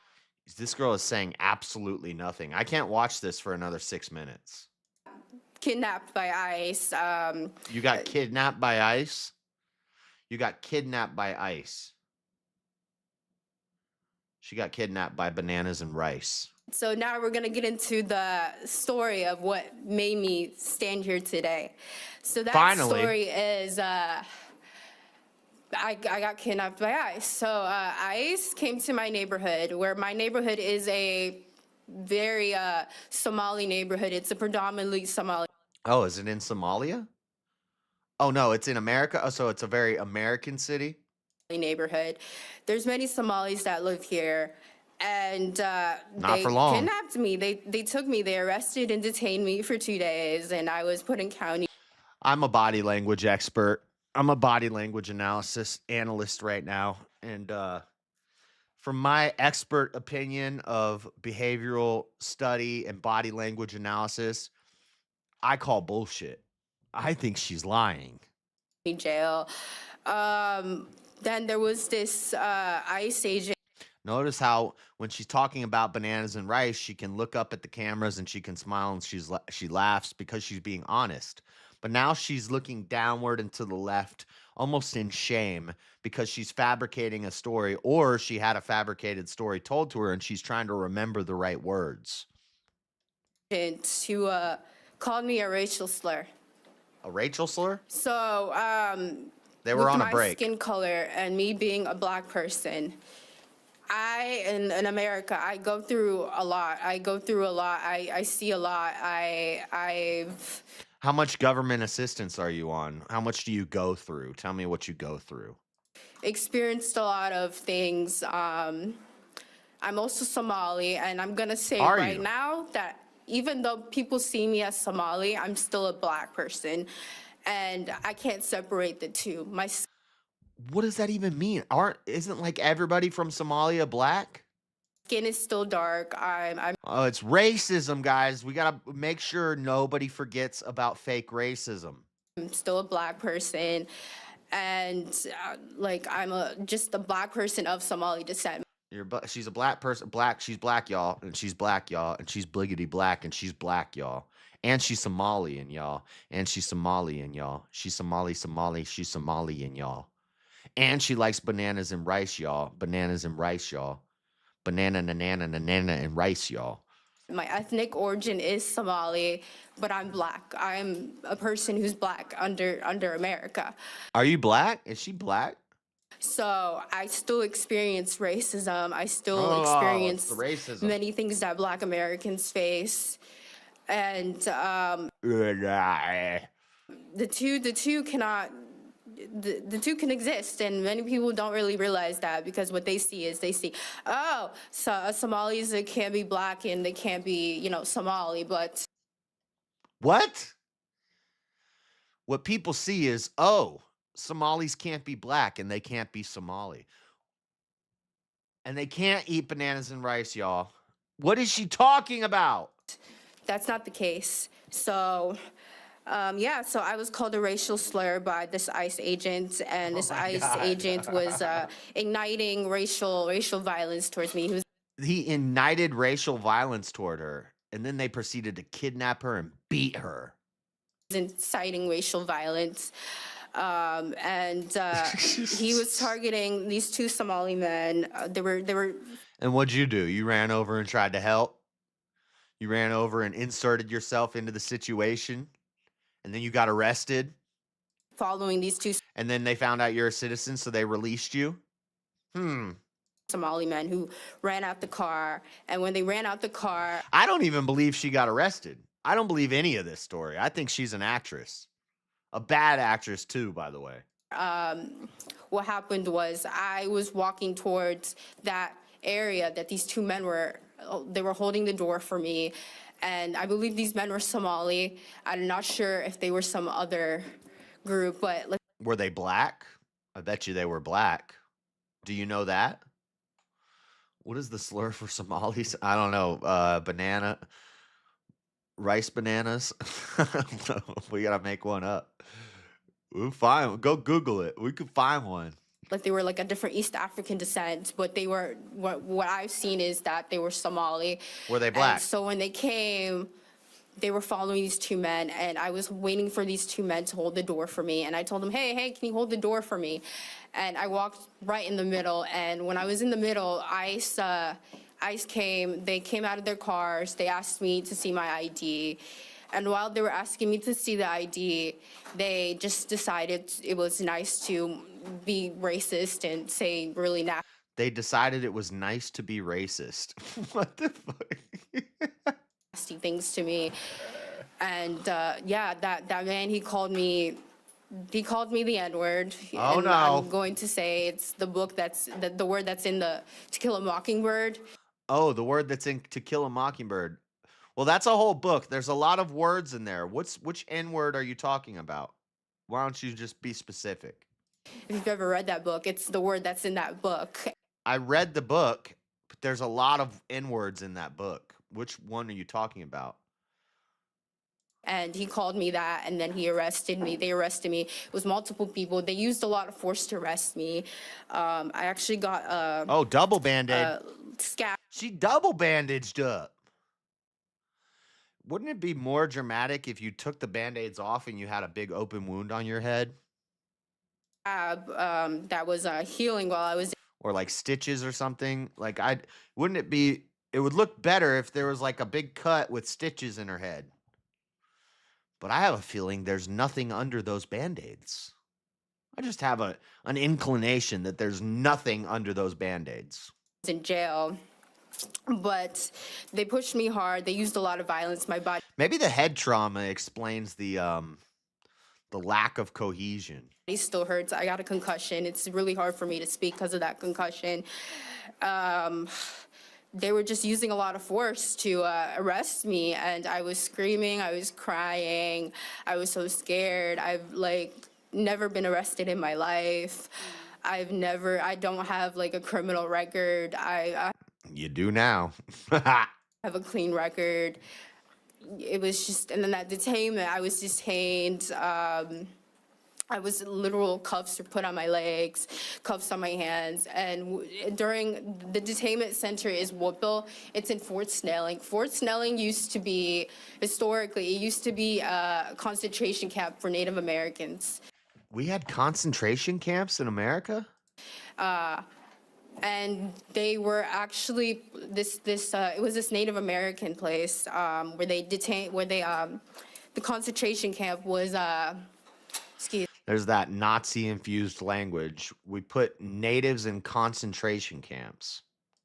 But the concentration camp was a place where they kept many Native Americans. Just keep saying concentration camp. Say it like 5 more times. And they marched those Native Americans and they killed them. They killed them, they murdered them. And it was named after Bishop Whipple, Henry Whipple, I believe. Hopefully I'm getting my facts correct, but that man was a bishop who actually spoke for Native Americans. It's not hard to get your facts correct when you're not saying anything. And I was actually detained with a Native American woman. And God bless her heart, she went. Was she drunk?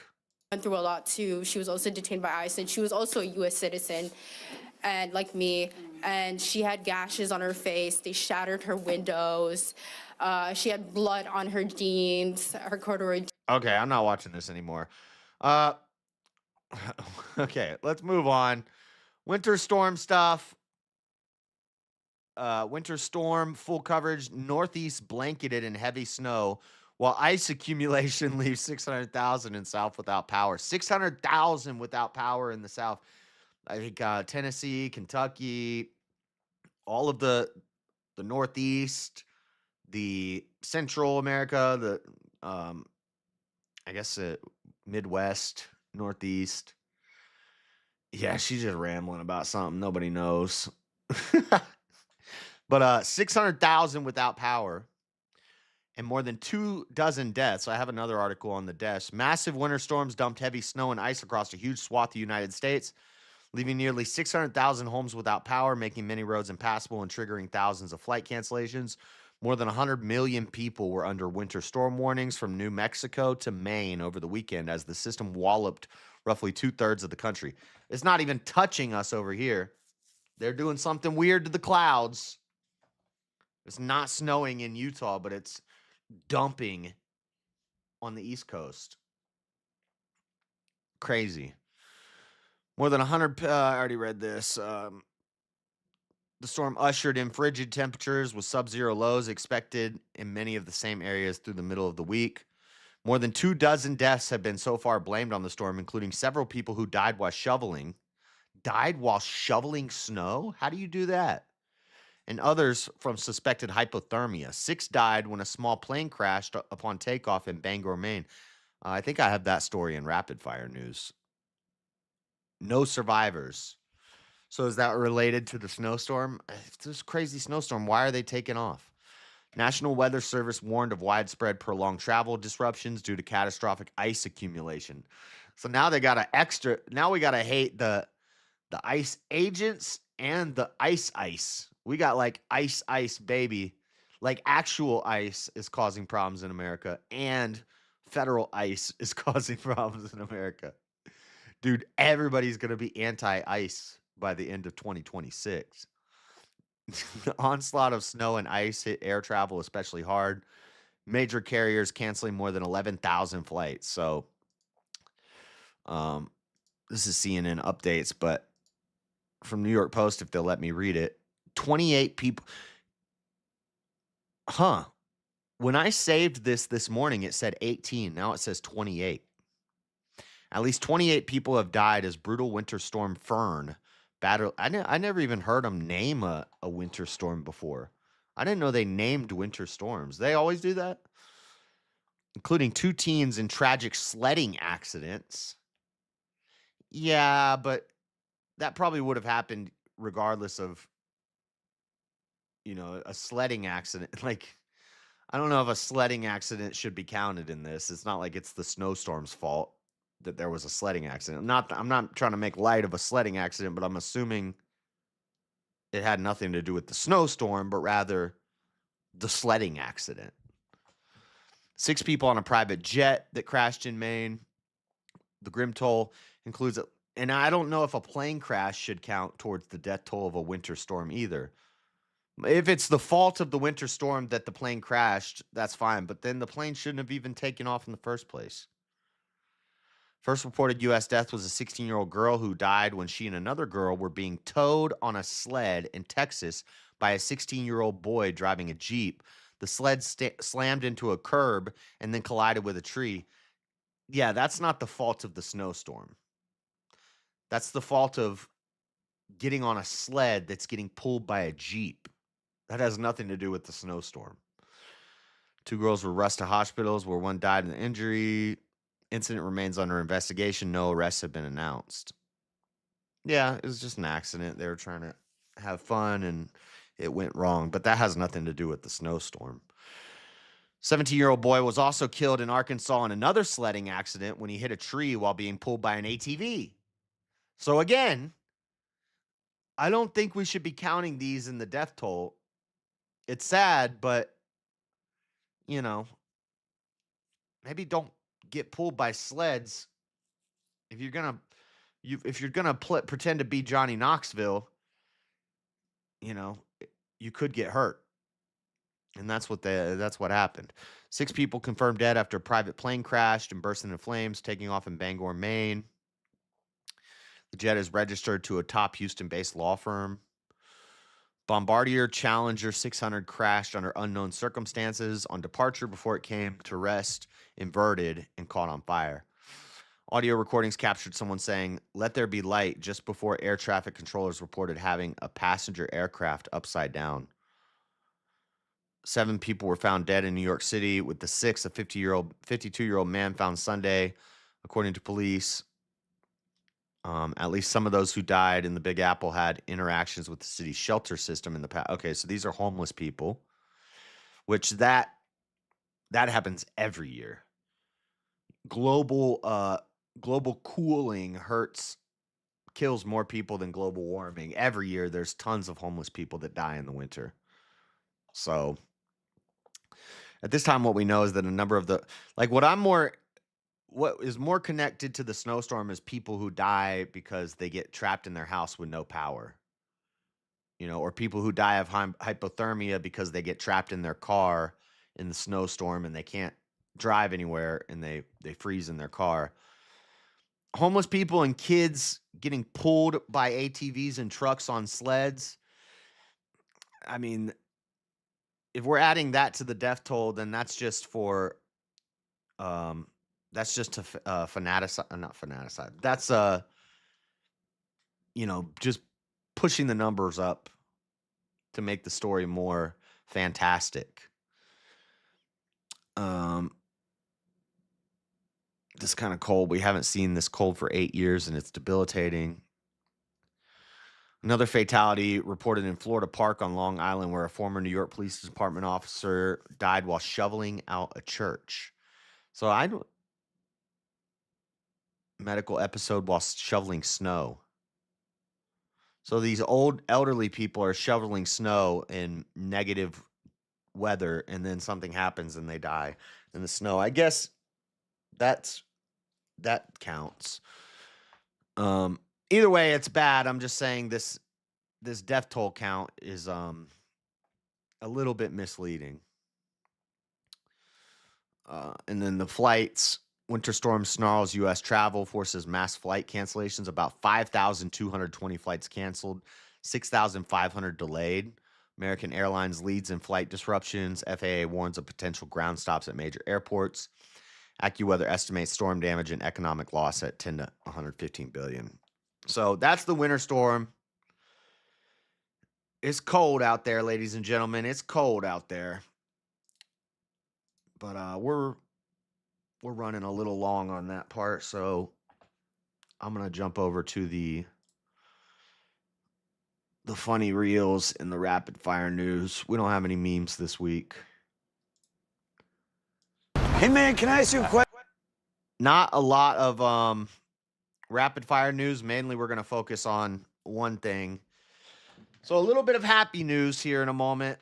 We'll talk about the return of Dragon Ball for all the nerds out there. But first, let's watch some funny reels. Check this one out. The solution for affordable housing. Hey man, can I ask you a question? Sorry, I don't have any money. Do you rent or do you own? What? Where you live, do you rent or do you own it? I rent. Why? What are you? Well, maybe you should help me out because I'm all that's keeping your property value in check. Like, things are good now, right? But if I go, it's gonna get much better. It's either me or a Whole Foods. And you don't look like you're making artisanal bread money. Artisanal bread money. If this neighborhood gets nice, you ain't gonna be able to afford it, my boy. You ain't making artisanal bread money. We getting a Whole Foods, baby. You know something? You're right. People like me, we need people like you. Here's $10. Go get yourself some spray cans. Thanks, man. And with the rest of this money, man, I'll get drunk enough to take a shit on your stoop. My man. Yeah. Oh.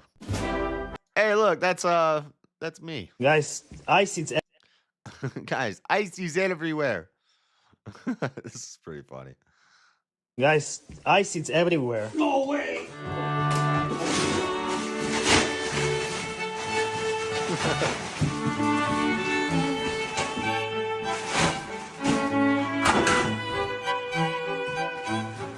And just like that, Juan is gone. Juan is gone. Juan just disappeared on the head. Oh no. Andale. All right. What we got Trump doing? Trump's out in these streets. What's up, homie? What's the deal? You trying to bang on me, blood? From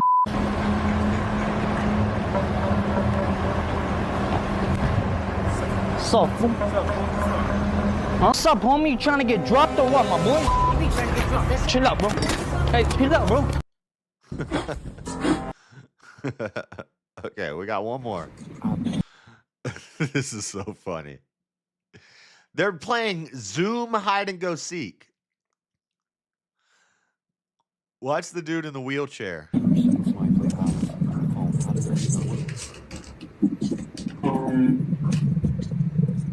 Ready? The guy in the wheelchair. He just goes in the corner. Ready? Ready? Ready?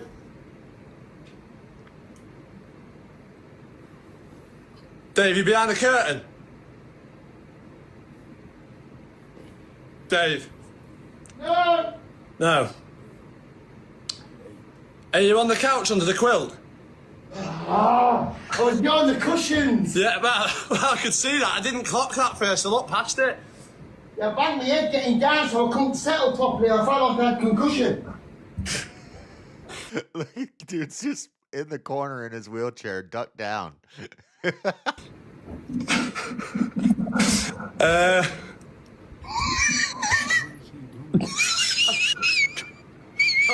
Can't see any of them.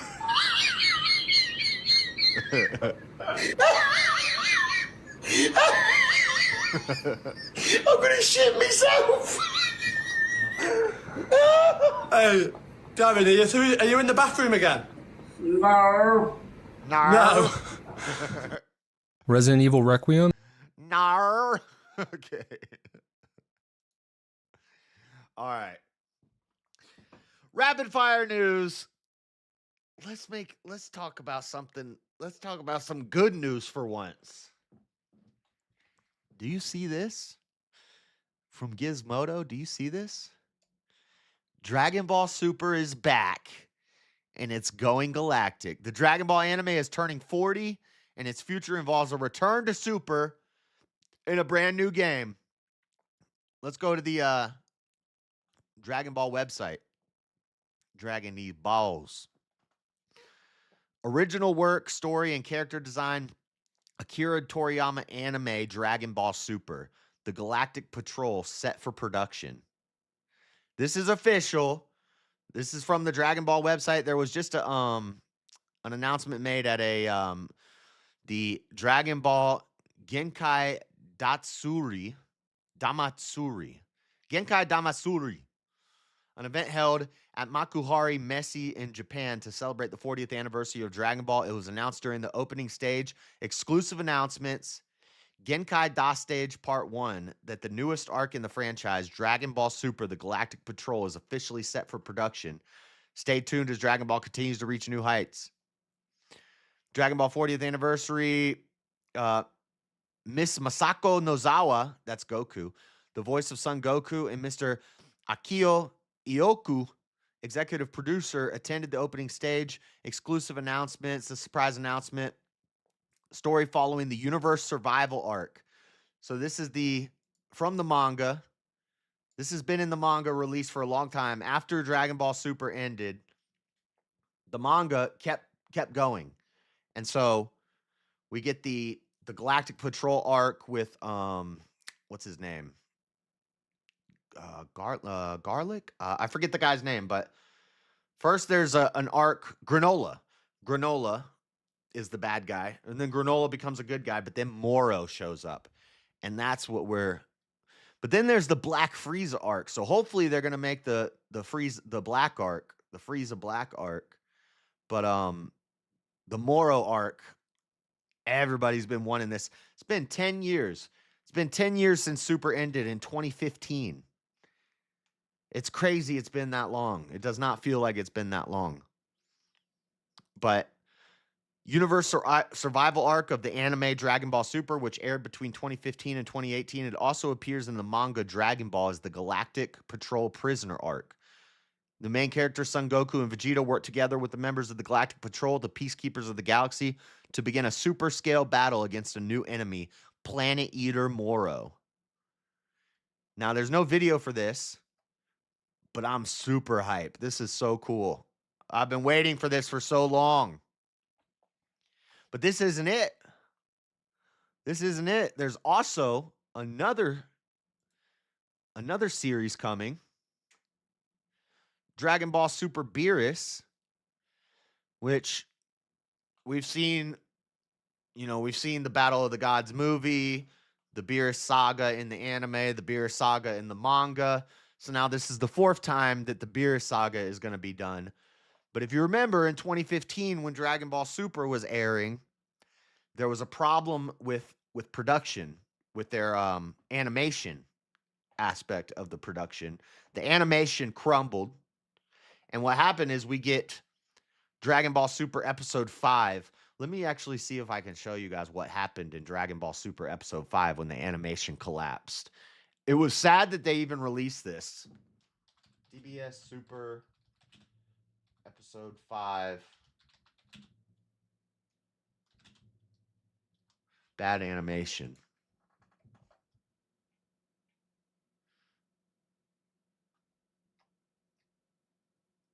This is how bad it was. It was really bad.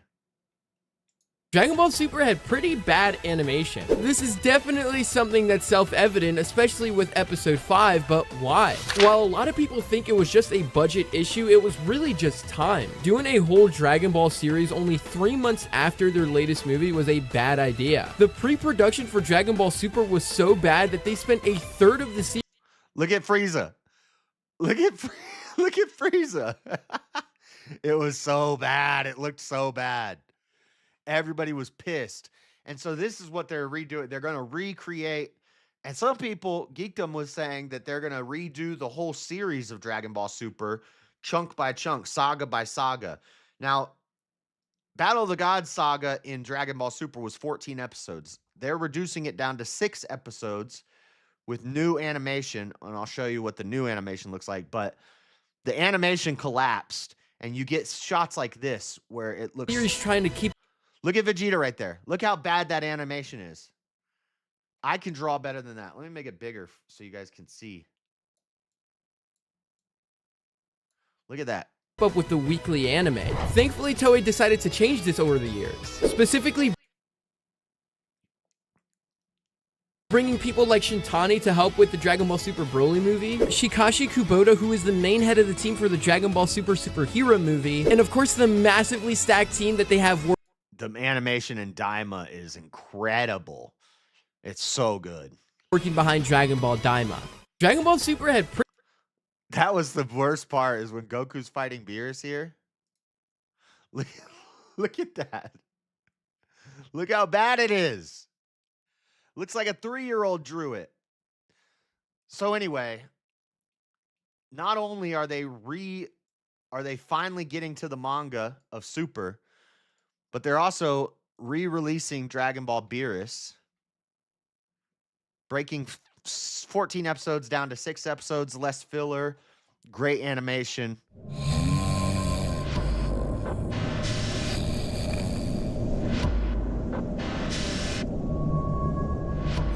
I'm going to have to pause this a lot. This is probably going to get removed from the stream afterwards because this is going to be highly copyrighted and Dragon Ball doesn't play, so I have to pause a lot. But まだ誰も見たことのない究極の戦士。Migati no Gokui。そいつの名前は。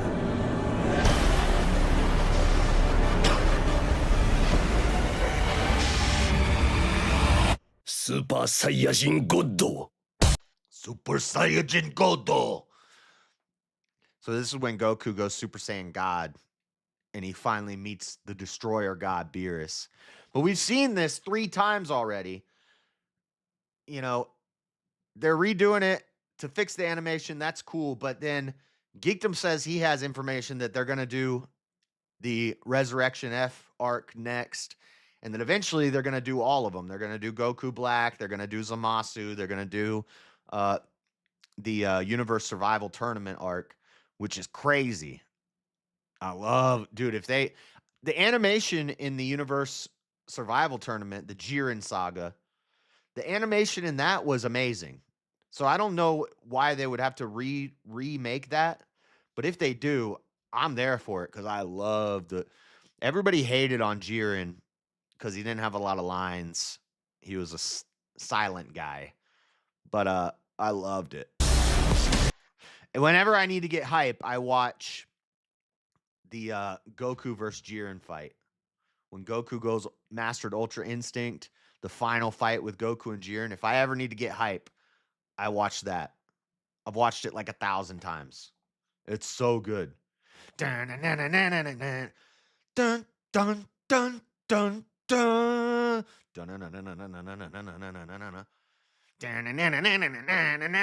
It's so good.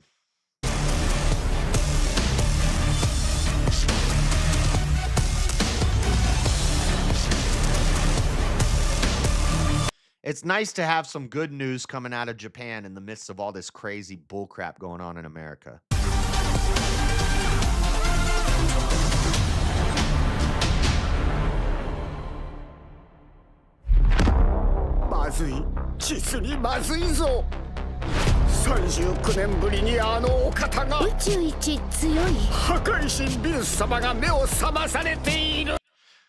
After 39 years, the strongest being in the universe, the god of destruction, Beerus, has woken up.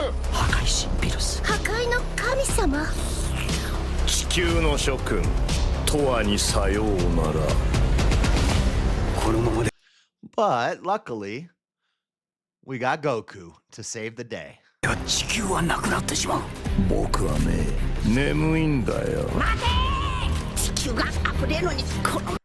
Look at the animation on this.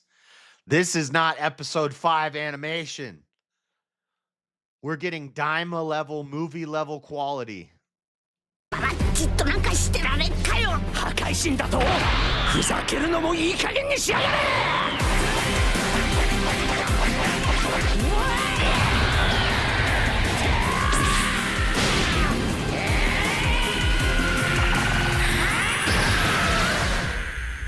Oh, it's giving me chills. With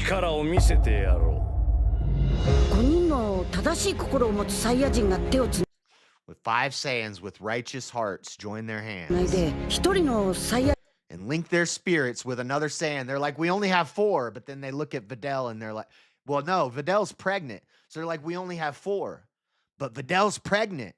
So she's got Pan inside of her, which is 5 Saiyans.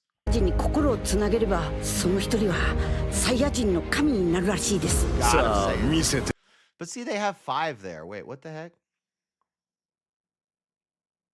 Trunks, Goten, Gohan, Vegeta, Videl. Oh, Videl is not a Saiyan. Videl's a human. So it's Vegeta, Trunks, Goten, Gohan.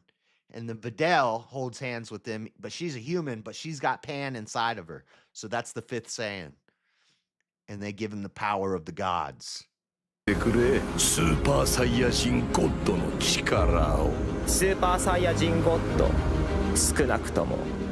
is now a deity like them.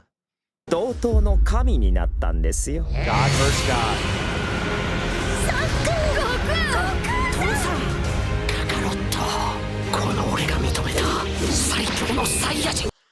Look at Vegeta saying, Kakarot, the strongest Saiyan I've avowed. Even Vegeta knows he can't touch Goku.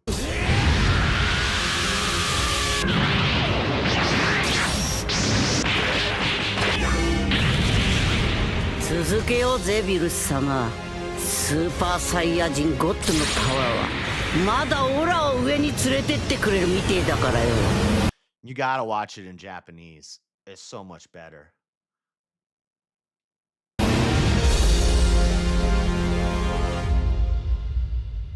破壊神はね、怖いんだよ。 Dude, Beerus's voice is so epic in that. That's fall of 2026. Now the new episodes of the Moro arc, they're saying there's no teaser or no trailer. There's just one picture that they've shown, which is what I showed you before. But it's not expected until 2027, so it's still a long way off. But I'm happy. You know, I'm not super hype. I already know the beer story. If you don't want to see the bad animation in 14 episodes in the manga, or you don't want to read it in the manga, you don't want to watch the show for 14 episodes and all the filler and all the bad animation, you can just watch the movie. I don't really understand why they need to do this. Even Geekdom was like, I'm not super excited about this. You know, it's like, do we really need the Battle of the Gods done again? But it'll get us something in the meantime until the Moro arc is finally in anime form. It's going to be epic. So that's that. That's that. Good news. Now I got a few more rapid fire stories, and then I'll read all the super chats and all the questions and all that stuff. Assuming this is true, this is from Fox. I also have where's the homicide? Where's the homicide rate? So we're going back to some news, some rapid fire news real quick. Let me see. Homicide rates down. Wait, no, I don't want to do this on YouTube. I want to do this on Google. 1 second. Homicide rates down in America under Trump. Why crime rates are falling across the U.S. U.S. murder rate falls to a 100-year low from News Nation. Homicide rate declines sharply in dozens of U.S. cities, new report shows from CNN. New York Times, what's behind the staggering drop in the murder rate? No one knows for sure. Nobody knows for sure.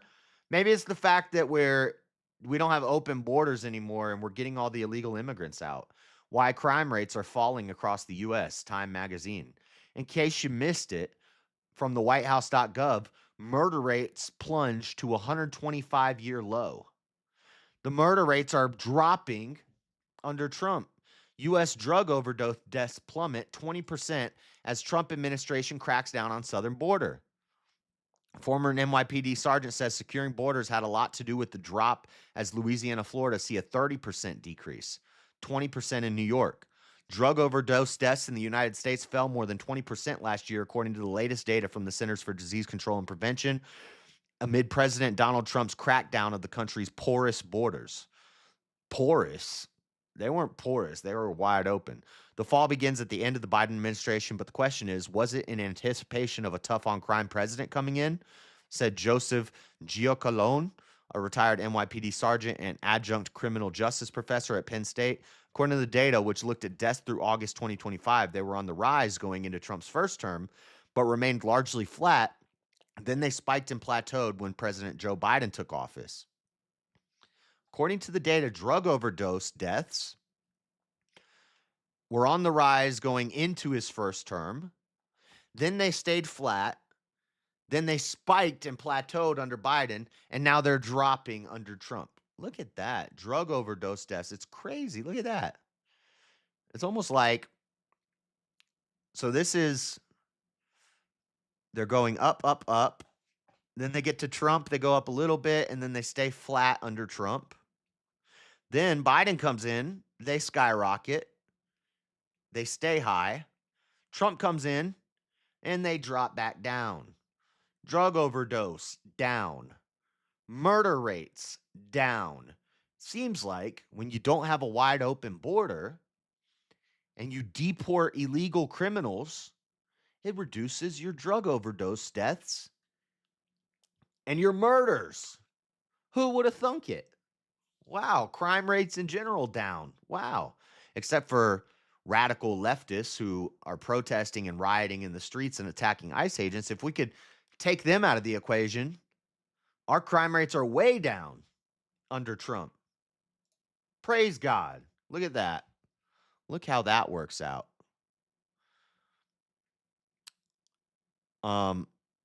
Speaking of ICE and stuff like that, this is an old video. I mentioned it on the stream the other day. Savannah Hernandez played it. This is law enforcement detain a man with a bullhorn in a struggle outside a federal building in California. This happened January 14th, mid-January. Now, when I first saw this, I thought this was a regular rifle and that they shot this girl. But it's not. It's a paintball gun. You see the paintball gun right here. You see the hopper on it right here. Hold on, you guys. Let me center you up real quick. So this officer, can you see my mouse? You can't see my mouse. The officer to the far right, he's got a less than lethal. It's a paintball gun. You see the CO2. You see the hopper. Now they're detaining this guy with the bullhorn, and this girl tries to run up and interfere. And watch what happens.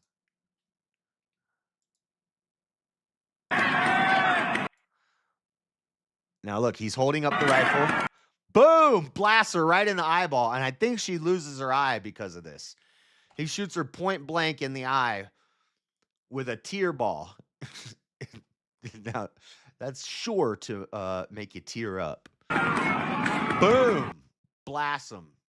Fuck around and find out. You trying to run up on officers while they're doing their job?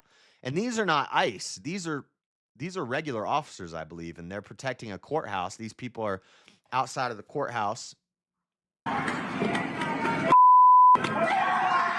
Now, this lesbian or whatever he is, I don't know if it's a guy or a girl. They say detain a man, but he's screaming like a girl. He sees that his other girlfriend just got shot in the eye with a paintball gun, and he's freaking out. He probably thinks she's dead. She's not dead. She's just in a lot of pain. She just got shot point blank in the eyeball with a paintball gun. There she is on the ground. She's alive. And they grab her. One more time. Watch when she runs up. Boom! Boom! Point blank. That's what I'm talking about. Let's go. Okay. I have one more news story. Rapid fire news. This is from August of last year. But the reason I have it in the show today is because Law and Crime just did a YouTube video about it yesterday, and I watched it, and this is crazy. But this happened in August of last year, but this guy's going to court now, and the interrogation has finally come out. So you can go to Law and Crime, and you can see the full interrogation of this. I cannot find video that's uncut, but I think it's a good thing because what happens in this video, you know, there's no reason to see what fully happens, but 4 New Mexico officers fired after deputy kills rabbit and threatens colleagues with a taser. Watch this. This is crazy.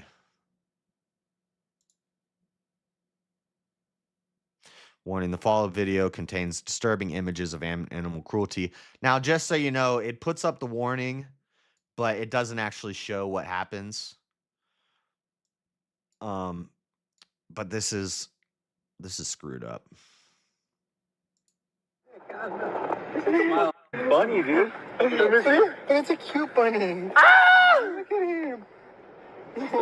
They found a little baby bunny. He's scared. He's probably curled up and shriveling, and they're holding him and laughing, and they're like, let me pet him. Some of the guys are nice, and they're like, oh, he's cute. No, be nice to him. But watch what this piece of shit does. Yes, let me hold it. Let him hold it, bro. Let me hold it. Let him hold it. Now, the guy's saying, let me hold it. Let me hold it. They all know that guy's an asshole.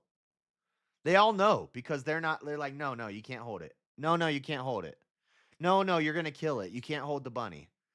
So they obviously know this guy's a piece of crap. Throw it. Let him hold it. Let him hold it. I've never held a baby rabbit. Let him hold it. See, this guy, The first two guys that hold the bunny, they're like, no, don't let him hold it. No, he's going to throw it. No, he's going to throw it. Now, I'm thinking he's going to take the rabbit and throw it into the desert, which, to be honest, the way rabbits are very small and light, small creatures like that, like a squirrel or a groundhog or a chipmunk or a cat or a rabbit, if you just chuck it as far as you can, it'll probably live. The rabbit would have lived if he just chucked it into the desert. But that's not what he's going to do. And they know that this guy's a piece of shit because they don't want to let him hold it. No, dude, let me cut it. Yo! Let him hold it. You're going to kill it. I won't throw it. He said, you're going to fucking kill it. No, you're going to fucking kill it. No. He's like, let me hold it. Let me hold it. No, you're going to kill it. I swear to God. I swear, put on your... I can't do that. Get it. And he just said, I swear to God, I won't hurt it. This guy's a piece of shit. Now watch another crazy part. He's going to pull out a taser and point it at his, I'm guessing his superior. He's going to point his taser at him and say, give me the bunny. Now he's joking, but still, you can't pull out your taser and point it at other officers. Let me have slugs. Back up my kid. Back up my kid. What color is it? Brown? He just pulled out his taser and points it at the other officer and says, give it to me. To me right now. Let him hold it. All right, you're gonna kill. And that guy was just about to let it go and put it on the ground and let it run away. Kill it? No, don't kill it. I won't kill it. Just let Don't kill it. I won't kill it. You better not kill it. I won't kill it. He's gonna launch it. Don't fucking launch it. Down. So he took it and he chucks it right into the side of the truck. He threw it from 2 feet away, full force, into the side of the truck and just smashed this little bunny. And that's the end. So that's so, what a piece of shit. 4 Grant County deputies were fired after a video surfaced of one of the deputies throwing a smoke. This is what people should be rioting and protesting over. That rabbit didn't interfere with an investigation. That rabbit wasn't rioting and protesting. It wasn't trying to hurt nobody. And this piece of shit slammed it into the side of a truck. 4 Grant County deputies were fired after a video surfaced of one of the deputies throwing a small rabbit into a patrol vehicle. In the video, Deputy Alejandro Gomez smiled at the camera while holding the rabbit. Moments later, Gomez threw the rabbit into the vehicle. A small thud could be heard in the recording while a Grant County Sheriff's Office Sergeant and Corporal laughed hysterically. Gomez was placed on paid leave. He was charged with 4 counts of aggravated assault with a deadly weapon upon a peace officer for threatening deputies with a weapon, and 1 count of extreme cruelty of animals, which is a 4th-degree felony. On August 22nd, they confirmed that all 4 men involved were fired from the department, including the deputy who reported the incident. And remember, this happened back in mid-August. I just didn't see this story, so I never talked about it back then. The only reason, again, that I know about this is because Law and Crime Channel just dropped the interrogation of these guys. And the guy is in the interrogation, and he's just still laughing about it. Villanueva will not confirm if the men's termination was related to the rabbit's video going viral. He said he would be able to release further information. Video got tens of thousands of views. 2 deputies were working overnight shift when they came across a baby rabbit. The 4 stopped their vehicles in the middle of the road, and 1 deputy walked towards the rabbit to get it off the roadway. When the rabbit did not leave, the deputy picked it up and attempted to move it. Sergeant pulled out his cell phone to record a 1-minute video of the group's interaction. Gomez asked to hold it. He refused to hand it over, told him no because Deputy Gomez would hurt the animal. So they already know this Gomez guy is a piece of crap and that he would hurt the animal. He begged several times. He swears to God, give it to me right now. First he's saying, come on, let me. Then he says, I swear to God. Then he says, give it to me, and pulls out a taser and points it at the other guy. And then he kills the bunny. What a piece of crap.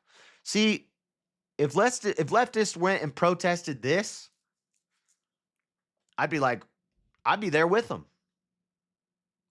That's screwed up. That guy needs to go to jail. That's crazy. Anyway, so another sad story to end the show with, but that's it for the news.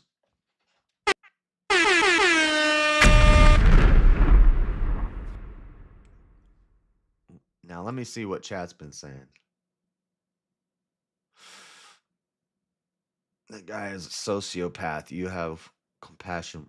I'm clinically diagnosed as a sociopath. And even I think that's crazy and screwed up. I still say that I don't know why we're talking about Freddie and Jason. I'm going to put Jalen in timeout for 10 minutes for being a piece of shit. And okay. He felt compelled by whatever demons he's got. Yeah, that's crazy. All right. Let's read the questions and the super chats. Super chat questions. Oh, wait, hold on. Let's see. Hot dogs versus hamburgers. Hamburger, of course. Hamburger, of course. Now, if I'm cooking, I might do a hot dog just because it's easier. Also, if chili dogs count, I might take a chili cheese dog over a hamburger.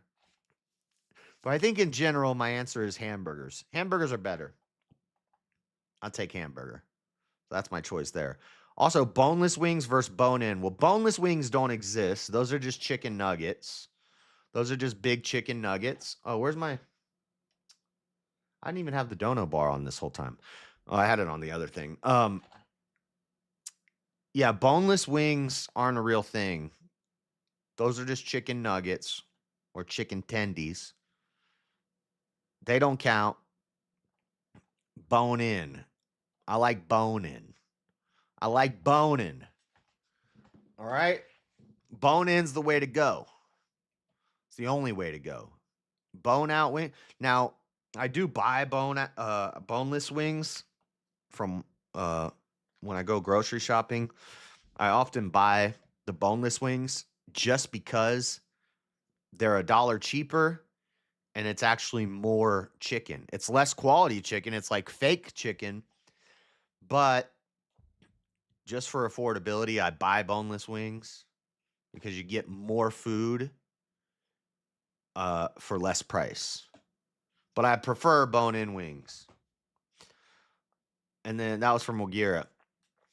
And then Half Hood Gaming for $5 said, but why bring a gun to a peaceful protest? That gives the incentive you're probably going to try and blast an ICE agent.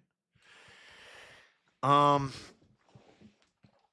mean, so like Gamboa at the No Kings protest, he was trying to do a demonstration. He was walking around with an AR that was unloaded. So I actually don't agree with that. I don't have a problem with somebody bringing a gun to a protest. When I was on January 6th, when I was at the Stop the Steal protest at the Salt Lake City State Capitol, the Utah State Capitol, I was at the Utah State Capitol on January 6th. We had a Stop the Steal protest there. And there was probably 500 people there. And probably about 50 of them were like Proud Boys or like fully militiaed out, geared up, bulletproof vests, weapon, ARs, pistols on their hips, rifles in their hands. Even the No Kings 2 protest that I went to, you see when I'm with the counter protesters, they all had guns. When the Patriots show up to a protest with guns, nobody gets shot. They didn't even show up to the January 6th Capitol protest with guns. But at our state capitol, there was probably 50 guys there with guns. At the No Kings 2, there was probably 20 guys there with guns. Nobody got shot. So I don't think necessarily bringing a gun to a protest means that you're there to... Some people just always carry their guns. So that's fine. But the problem is those guys aren't harassing officers. Those guys aren't getting in people's face and blocking traffic while they're holding their rifle.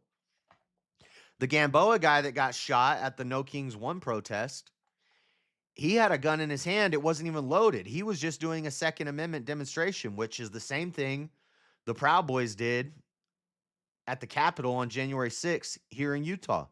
So I don't necessarily, but Gamboa also got shot and another person got killed because he was walking around with that gun. So I'd say if you're a leftist and you're bringing a gun to a protest, most likely something bad's going to happen. Even if it's an accident, even if it's, Gamboa didn't intend to shoot nobody, but he got himself and another guy shot and killed. So, yeah, leftists with guns at protests, no bueno. When the right has guns at protests, I've never seen any violence. I've never seen nothing happens. Everything stays peaceful when you have a bunch of patriots standing there with rifles in their hands. One of the dudes had a damn M60 with like a tripod on it, like one of them big old heavy guns with the big, I think it's an M60, just from playing video games and stuff, Call of Duty. The big 100-round drum thing, and then it has the tripods on the front. One of the guys had one of those at our state capitol on January 6th. Nothing bad happened. Nobody got out of line because you got a bunch of military dudes with rifles and it stays peaceful. When the left has a concealed weapon at a protest and they're harassing officers, somebody gets killed. So, but yeah, so the left, yeah. So you're half right, half agree, and I half disagree. Elderline 499 says, "Why are you gay?" Why are you gay? My answer is, I am not gay. I have relationships with women and sex with men. And I got news for you. That means you're gay. Oh, snap. Dang. It's a mystery. It's an unsolved mystery. Why are you gay? Why are you gay? I don't know. Unsolved mystery. I'm not gay. Okay.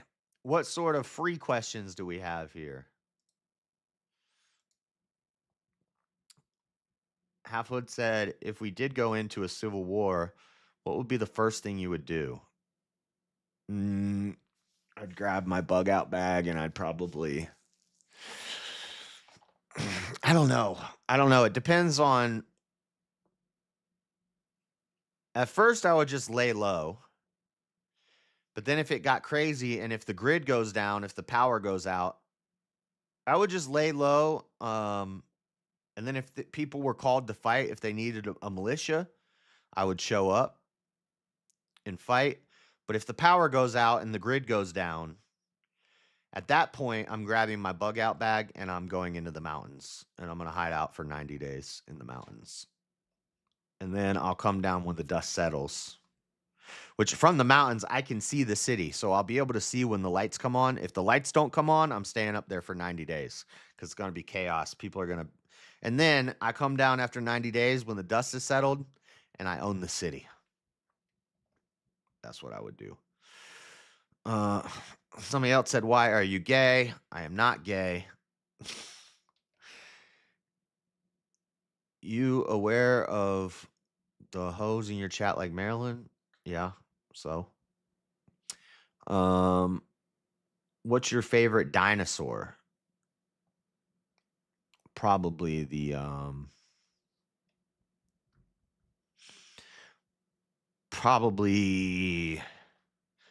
don't know, we talked about this. Probably the Utah raptor, the big raptors. And plus it's called a Utah raptor. That's pretty cool. The big raptors are probably my favorite, or the brontosaurus, because those are the ones that helped build the pyramids. I think the T-Rex is fake, or at least not what we think it was, because its arms don't make sense. I've seen a thing. I did a thing on the show. We covered it where they said actually the T-Rex probably walked on all fours and he probably had bigger front arms, but that we've never actually found the front arms to the T-Rex. Maybe he didn't have front arms. Maybe he was like A bipedal, that would but that would give credence to the evolution people that say that they came from birds. Anyway, the T-Rex, I don't know if that's exactly what we think it is. But the sauropods, I like the sauropods because they're the peaceful ones. That's like the behemoth from the Bible. And those are the ones that help build the pyramids. And then I like the raptors because they're just cool. But also, most raptors are gay. Like they're not like what you see in Jurassic Park. What you see in Jurassic Park is the Utah raptor. They're about 6 feet tall.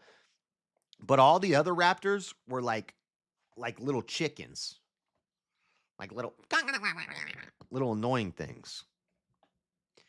That's why those are the bones that they found in the pyramids. In the tomb room, they found pyramids of raptors. And what I believe is that they put a bunch of raptors in there and then they sealed the door so that if anybody tried to rob the tomb, because there was all sorts of gold and stuff in there, if anybody tried to rob the tomb, then they get attacked by a bunch of little raptors. So there's security raptors in the pyramids. That's a true story. They found raptor bones in the pyramids. And they found sauropod bones in dig sites all around the pyramids, which lends to my theory that dinosaurs helped build the pyramids. But that's it for the questions. We got any new ones? Let me see. Where's live chat? Nobody cares what Jalen's saying. Mine's the Therizinosaurus.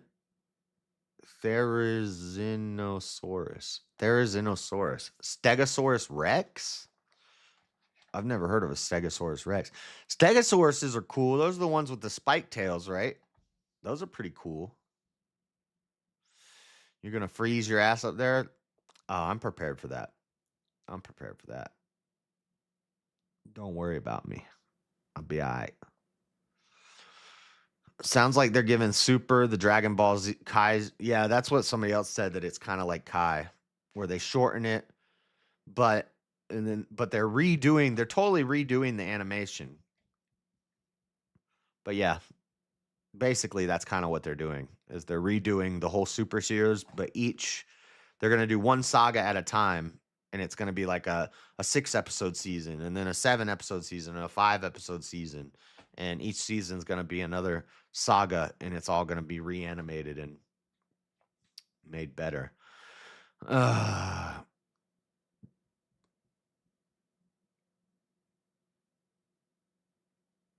December 22nd, you never even said thank you. You're mean and you're rude. Hashtag Cashapp. If you sent me a Cashapp, I probably did say thank you, but you're not in my stream all the time, so you wouldn't know that. Unless you sent me another Cashapp today, which I doubt. Try it again. Send it again, and I'll see if I say thank you.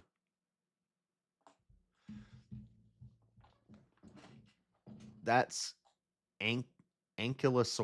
Stegosaurus had the big plates on his back.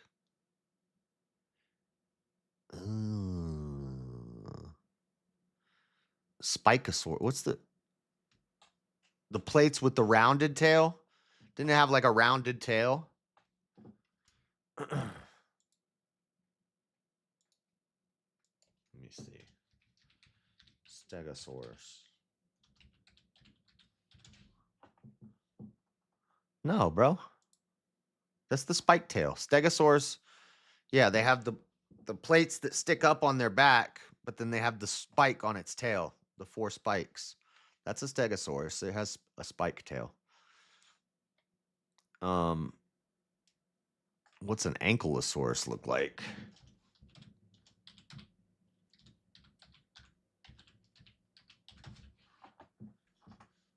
No. Yeah.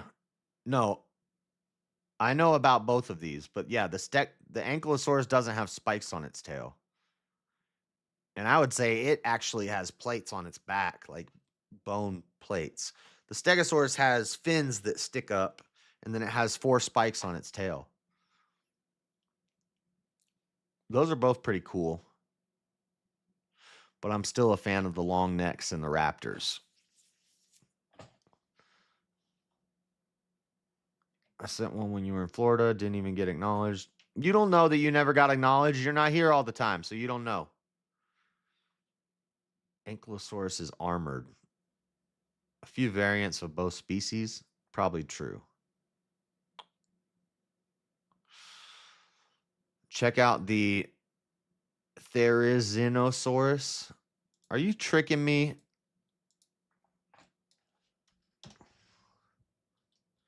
What was the joke about was lesbian dinosaur? What do you call a lesbian dinosaur? A lickalotopus.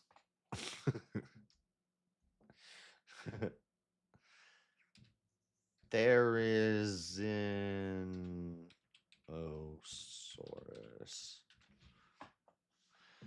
What? That's fake. That's fake. That's just trying to trick us into thinking that dinosaurs were actually birds. The scythe lizard? That's fake. I don't believe in that thing. Nope. Oh, what? Look, he's like got claws. It's like Scyther. But it's got feathers. I don't believe that. This is fake. They found some bird bones and they found some dinosaur bones and they put it together. I don't believe in that. I don't believe in that one. Chicago dogs are fire. But I'd still take a burger. Dude, I want to see this Netflix documentary about Alex Honnold.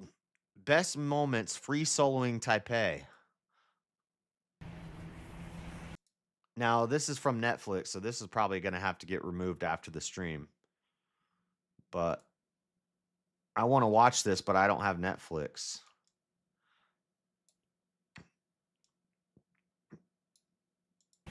Alex Honnold free climbed Taipei. What's it called? Taipei 101? Yeah. Free solo. No ropes, no gear, no nothing. Just some Beats earbuds and some chalk. Dude, when I go walk around downtown, I see buildings and I'm like, oh my gosh, I could climb that. I would love doing this. I want to just go climb a building one day. Okay, have a good one. See you up there. Enjoy it.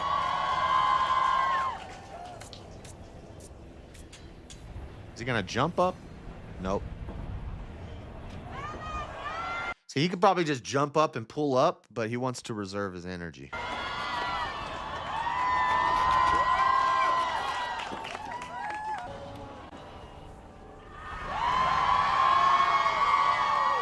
Could you imagine if he would have fallen? Like, there's so many people gathered to watch this. And I'm not talking about if they're watching at home, it would have never came out. If he fell, it would have never came out. He did it so easily. I know, it's crazy. Well, he free soloed what's it called? What's that mountain in? My mom and my brother just went on a vacation there.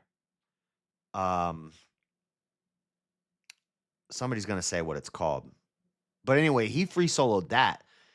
That is way harder. Climbing rocks, climbing like cliffs and rocks and mountain climbing is way harder than this. This building is essentially just like a ladder to him. It's just a really long ladder. Like, there are buildings downtown that when I look up the side of them, they have like molding, and I've put my fingers in it before, and it's essentially a ladder. You could climb all the way up the building like a ladder. So this is not difficult for him compared to El Capitan. That's what I was thinking of. Compared to free soloing El Capitan, this is light work. But imagine if he falls, the Netflix documentary doesn't get released. They release it maybe a year later, and it's a different theme to the documentary. It's about the end. It'll be a documentary about remembering Alex Honnold. But for the people there watching live, imagine if he had fallen. That would be crazy. Bit of a showman in him, huh? A bit of a showman in him. I think he's been hanging out with me too much. See, that's just like a ladder. That's not even difficult. I could climb that. Now, I don't know if I would climb as high as he climbs, but I could climb that. I guarantee you I could climb that. I'd probably go like 20 feet and then I'd come down and be like, okay, I don't want to die.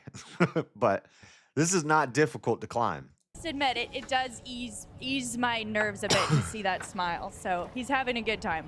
From the corner, and he has to get on. Now, when stuff like this pops up, now it's a little bit different. Now it's not a ladder anymore. Top of it, and so he has to lean out, rely on his arms, Dude, throw his leg up. just put your other hand on the thing. Why is it's just one arm in it? He's shaking his hand. Dude, I don't know how you can trust that this thing is going to hold you, though. Like, that's just like a decorative piece of steel. How do you know that that's going to support your weight? Hands, he's resting a little bit. He's putting chalk on his hands. That's going to absorb the sweat. He's just going climbing. Ooh, yeah, just going climbing. That's crazy. He's not even a quarter of the way there yet. This is 10 minutes in. Oh my goodness. Oh God. And my mom said she watched this. I don't know how my mom could watch this. She was probably freaking out the whole time.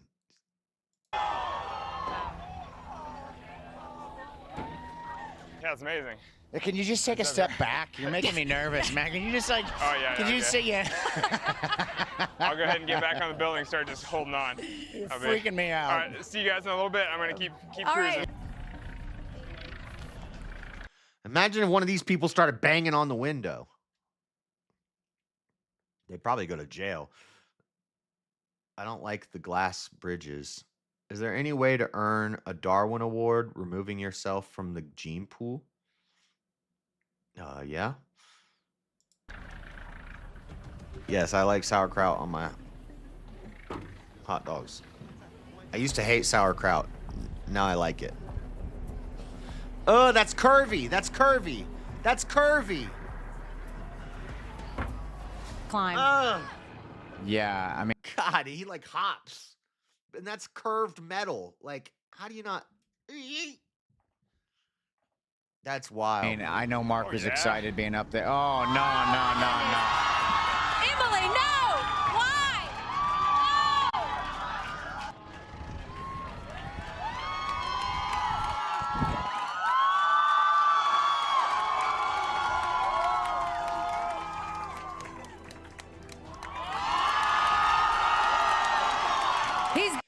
I would be so freaked out to stand up like that up there. What happens if a strong gust of wind comes right now? Done it! Wow. Look at that. And also, that's crazy too. If you've ever tried next time you're on an escalator, try looking straight up in the air when you're on an escalator. It's so freaky. You feel like you're going to fall. He's standing up there and he's looking up like this. God, that's crazy. Oh, I can hear you guys. Yeah. Hold on, I'm Let's taking go. first photos in the city. No, I'm going to jump. I can do anything. I'm Superman. And he just jumped like, you seen the other guys when The Rock and Samuel L. Jackson are like, we got this. And they just run and jump off the building. They didn't even aim for the bushes. Like, Hey! Yay! So great. Oh. Was it really hot? It was great. You can't see anything. I know, it was awesome. That was Oh, so wait. cool. We should say hi to the kids. Oh, Hi, Summer. They're not watching. I know, They're but okay. still. Hi, babies. Yeah, they're not watching. Hi, Mom. Yeah. Yay. that's wild. That's crazy. Longsword Pro Fight Armored MMA? What is this? Is this real? Is this AI? Fighter number 1 from Nashua for 15 seconds. No strikes with a weapon until Is this real? surrounded opponents. No legal strikes. Defense. both amazing longsword fighters. Evans This is real. This is not AI. had the opportunity to fight before Arnold Schwarzenegger at the Round Road Classic. Fighter number 1, are you ready? That's crazy. Fighter number 2, are you ready? This is And who's ready for a long sword pro fight? is insane. Both high energy. Greg's a tactician, national champion. Nice movement. Ooh, nice kicks. They both whip for it at the same time, too. Oh, yeah. Nice job. Excellent Jedi movement. fight, bro. Excellent movement. That kick, cover, kick. What is that? Oh, Nice. let's Anakin go. Skywalker, man. Wow. Nice kick between, nice still block. Ringo's very short of range. And it was a nice feint, too. He feinted it and then came up with the kick. What is this? The actor from the Blind Side movie fell and is in the hospital. I don't know who that is. Gust of wind comes, done deal. Yeah. That's wild. All right, guys. It's 8:45. I gotta head into work. If anybody's got a final super chat, get it in now. Here, I'll play one song for you. This is in remembrance of Renee Good. Get your final super chats in.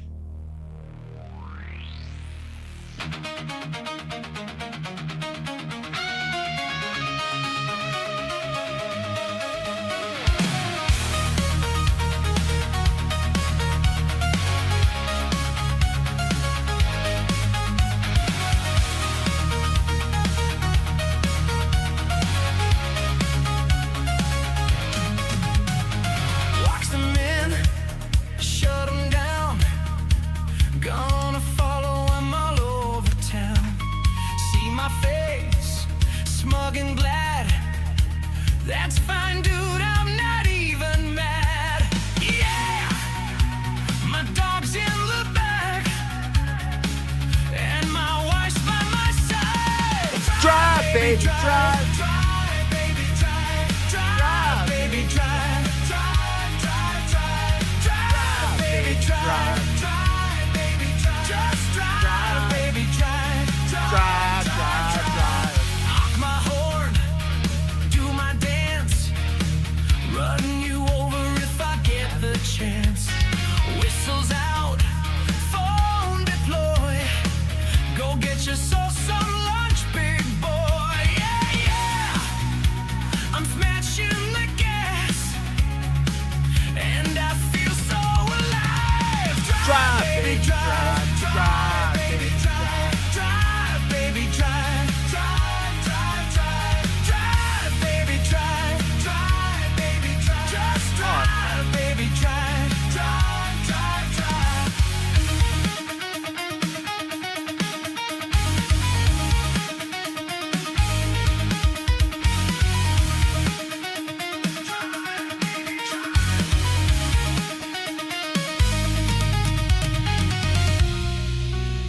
The roads can be slick, so watch out for ice. The road can be slick, so watch out for ice. Be quick. Don't even think twice.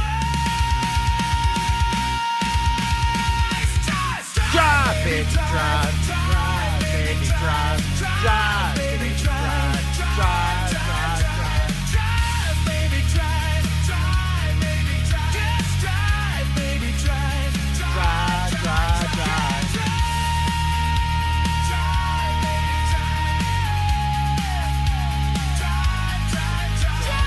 Thank you, me, myself, and I. Drive, drive, drive. I like that song.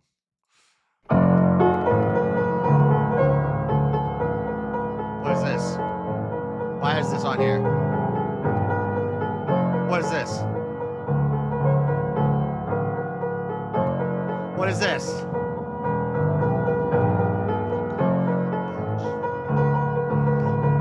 They don't say that.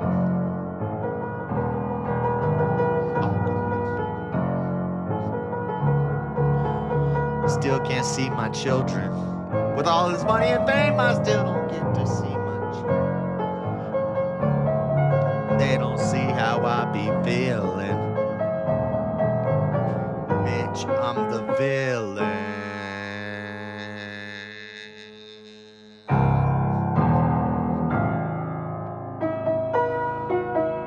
Okay, enough of that. Why is that on there? Who is listening to that? Why is that on my watch later feed? Okay. All right. I'm leaving, y'all. Have a good night. Maybe I'll see you in the morning. We'll see. I need to get another debate set up. Need to figure something out. Thank you, me, myself, and I. Your 5th super chat on a live stream. Let's go. All right. God bless, guys. Have a good night. Hold on. Let me find somewhere to raid you to.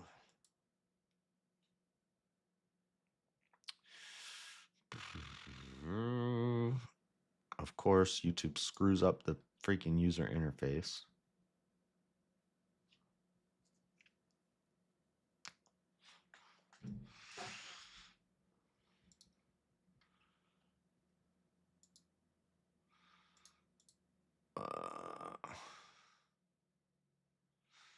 Indian Jesus, Rob, Modern Day Debate. A lot of people on right now. Terriat, Jay Dyer.